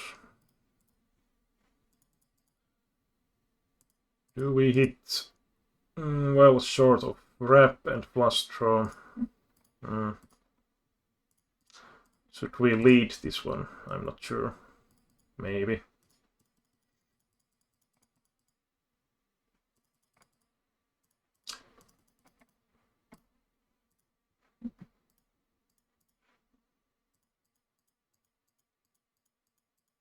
Yeah. Well, I suppose we are not folding this, so probably better to just shove if we continue. Against like set without flush draw, we are in pretty good shape, for example. We might be sometimes against bigger flush draw and so on. No. God damn it, I just can't have any luck in those spots.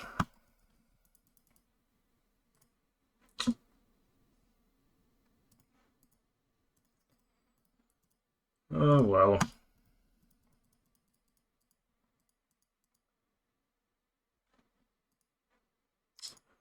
Oh well. Who was the favorite on the, well, 54-46?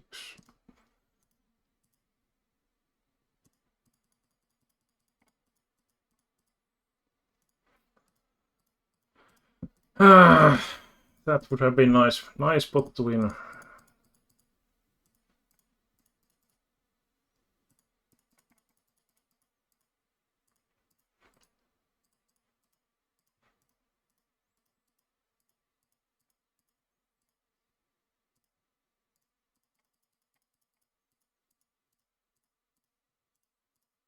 Kind of tempted to barrel here, like try over pairs should be somewhat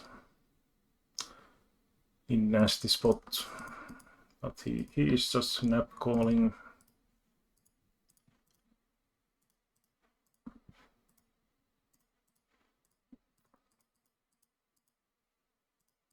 But yeah, against hand like that, I think we are actually equity favorites. Because we have so many outs.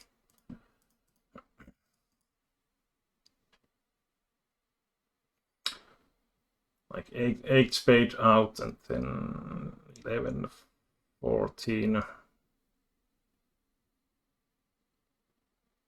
60, 80, 18 outs, I think. So we had like, well, not quite equity favorites, I suppose, but pretty close.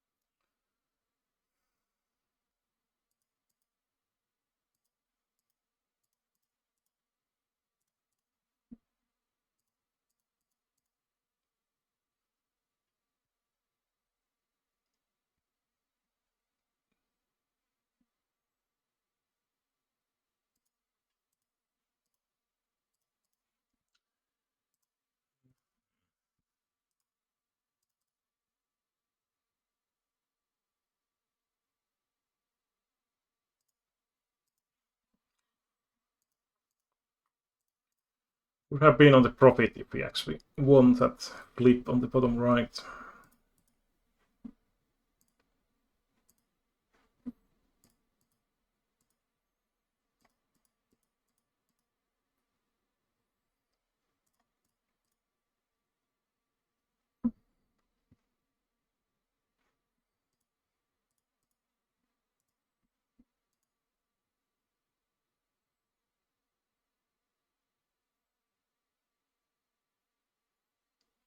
But yeah, some interesting spots on those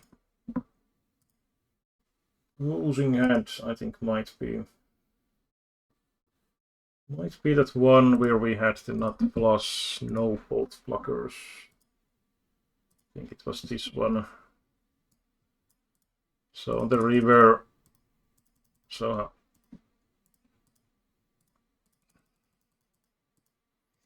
the flop I decided to make small C, but I think here we should probably maybe just bet like 20 BPs.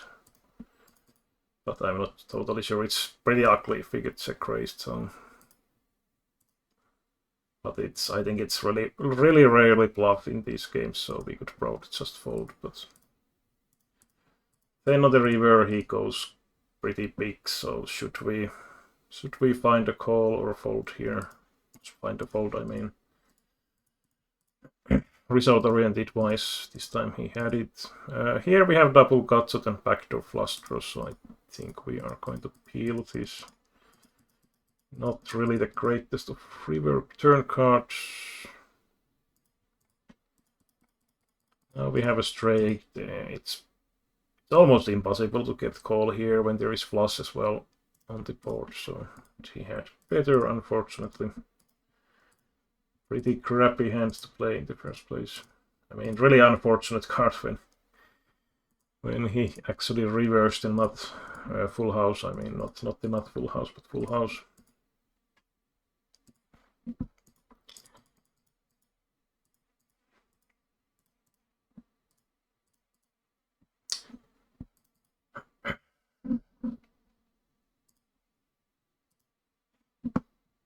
Yeah, this was the flip we had. I mean, not sure about that flop play. Probably fine to just check call as well.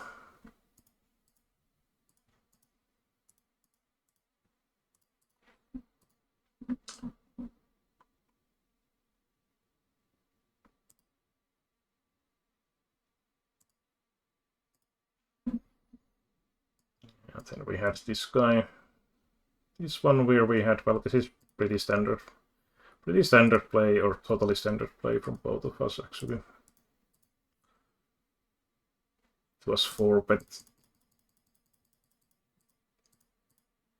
And only SPR 0.75 roughly on the flop, so hands go in and flip starts.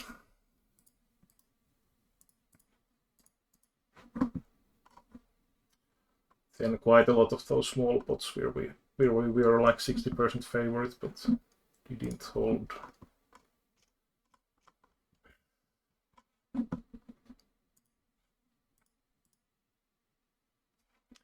I could actually show that one hand from the earlier session I played.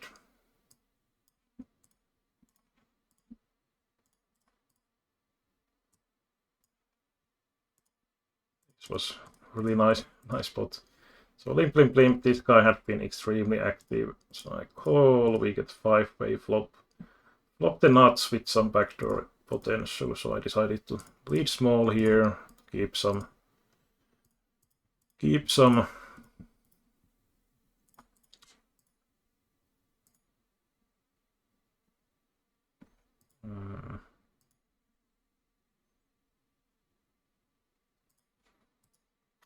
and calling on the top left, and now we hope it goes check, check, and maybe we win, but he pots, so can't do much here. Not sure about this. I think a lot of kings are going to 3-bet blind versus blind, but maybe with the deuce here we should just call.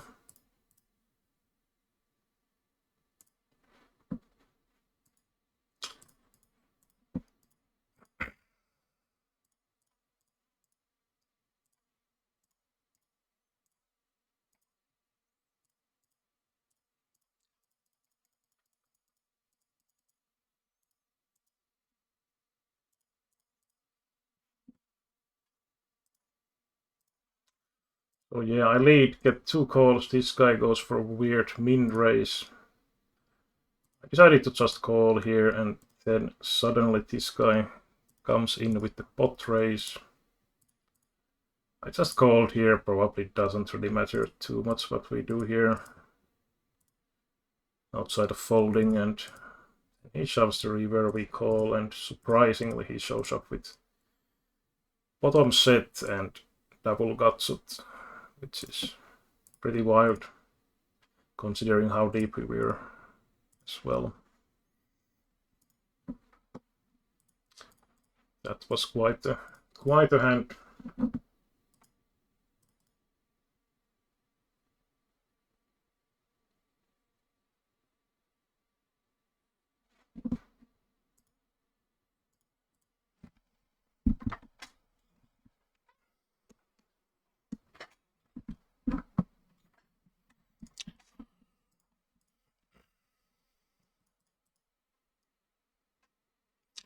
I would complete top left if there is no ISO raise, and top right. Not sure, maybe we could call this. I don't think so actually, unless we know that he's open raising way too wide or something.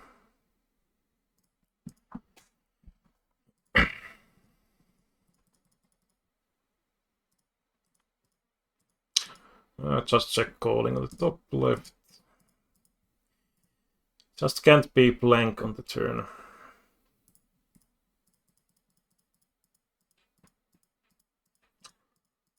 We could check raise as a bluff here. Against 2 opponents it seems a bit questionable. I don't think we can fold anyway.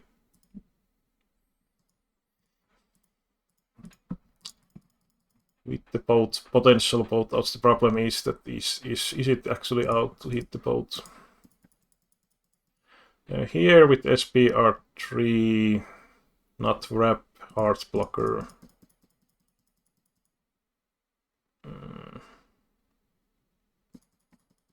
Might actually be a check back without any pair in my hand. He has the same hand. Going to bet small on the turn with heart blocker. and no showdown value. Well, maybe we should use like half, but well.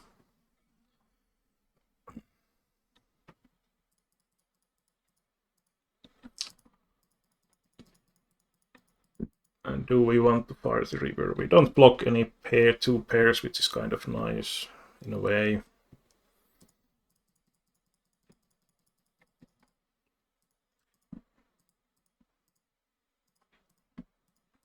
And it goes through. Nice.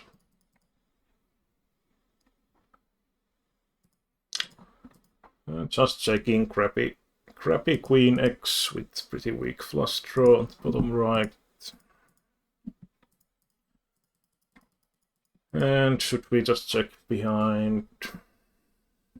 It's once again quite hard to get called by weaker.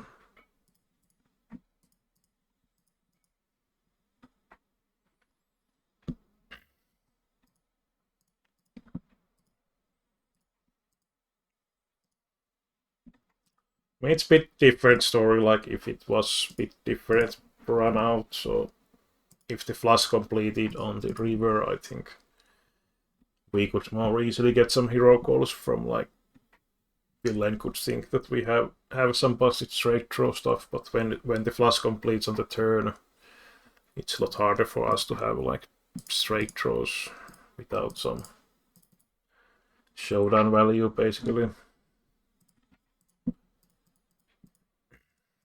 And dry bottom set we are just calling here. And that is save turn card.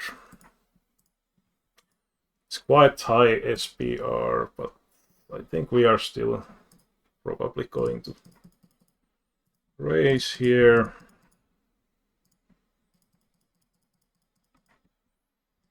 There is shitload of bad rivers, so I don't know.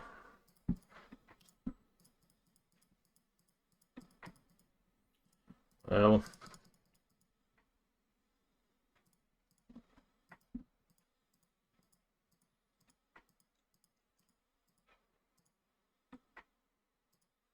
you shouldn't really have aces almost ever because it's just called pre-flop. I mean, there is like the problem is not really that can we get weaker hands to give accent here, but he shoves. Sucks if he has the jacks, but I think we are going in. No, he doesn't. We have 85%. Tudum. Budum. Pocket 8 for the win. Probably not, but let's see. That was nice, but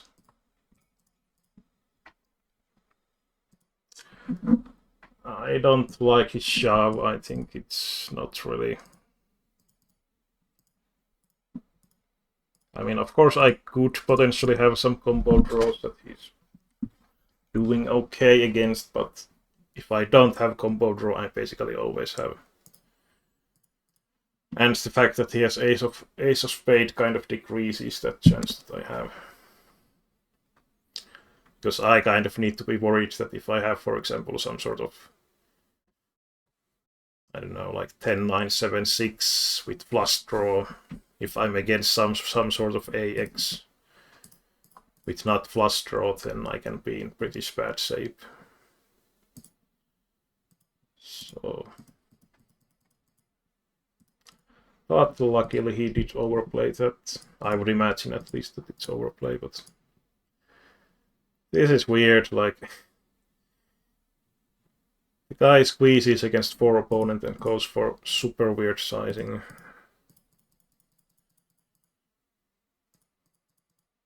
I mean, maybe we just have to call. If he potted, I would fold, but let's see what. Well, we are not folding at least. I think I'm just betting small here. We have very strong King X combo here.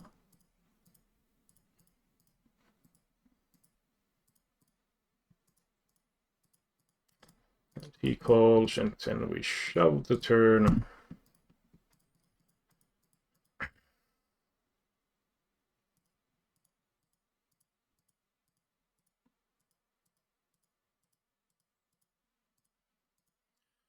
Get fold.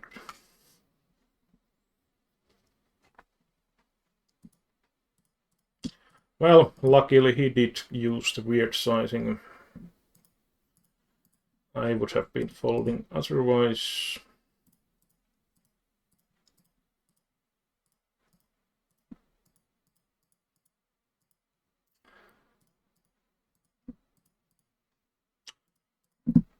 So what we learned from that, use the pot size if you don't have a very good reason to do otherwise. I think here we are going to call against the half pot. And on the turn, we are not getting flush to fold, most likely. We do beat some straight draws. He might have some 10x sometimes, so let's just check. Pocket 9 is pretty weird combo, I would say. Top right might be a squeeze, but we are also 200 pp deep against this guy, so let's just keep it safe and take the boring passive calling line.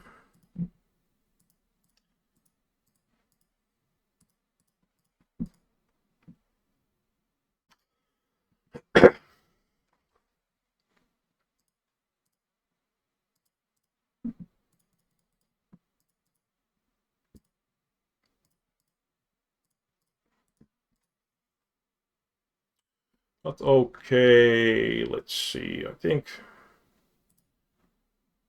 we could sit out from these tables and see how it goes on those.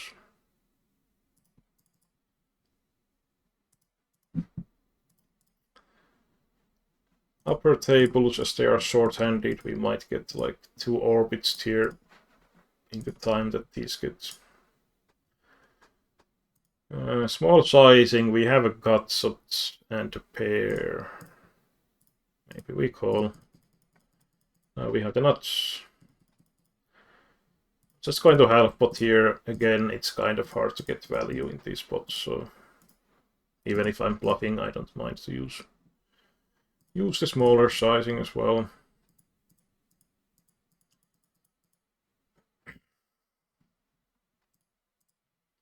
It's like when if we go like pot here on those situations, it's super hard to get called by weaker hand, even though we have the nuts. So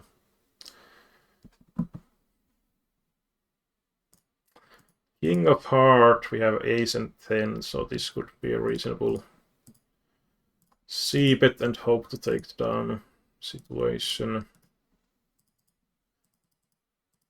And we still have like some nutty components. I think I'm just barreling here a lot of draws that we want to just get to fold if possible. He's digging around and now we actually get straight. I don't think we can value bet. Like maybe some 10-9 might go for the hero call, but top right, interesting situation because we have 2 pair and straight blockers, not blockers. Both ace queen and queen 9, so we also, well, we don't unblock completely the flush draws, but I think this makes kind of decent bluff catcher. He might have 8-9 as well, but also might not always value bet that, so oh, ace king 7 value betting. Wow, I think that's quite a thin value bet in my books at least. Again, super deep, or not super deep, but deep. I think I'm just taking the call line here, maybe too passive, but with the 4 dangler, can't beat that horrendous. Yeah, let's just leave T stable now on the next orbit. Going to check call here if he bets on the turn.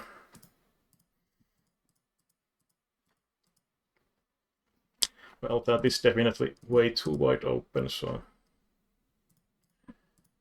Should have been just 3-bet from that hand.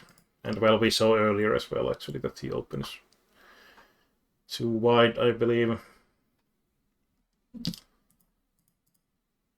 Memory is good, but really short. That's one of the downsides, that you can't make any sort of notes on the opponents. I mean, you can change the nick anytime you want, so it would be a little bit irrelevant, but I mean, I think it would be kind of nice addition anyway. But then again, the downside would be that some players actually keep the same nick all the time or a really long time, and if there was note-taking possibility, that would probably change their approach, and that would be kind of bad, I would say. So probably actually good that you can't make notes. And of course, on the regular opponents, you could actually just take like notepad notes. I actually did that at one point. I haven't been doing recently though.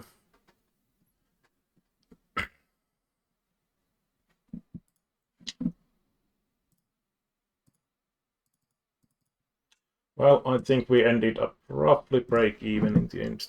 This one.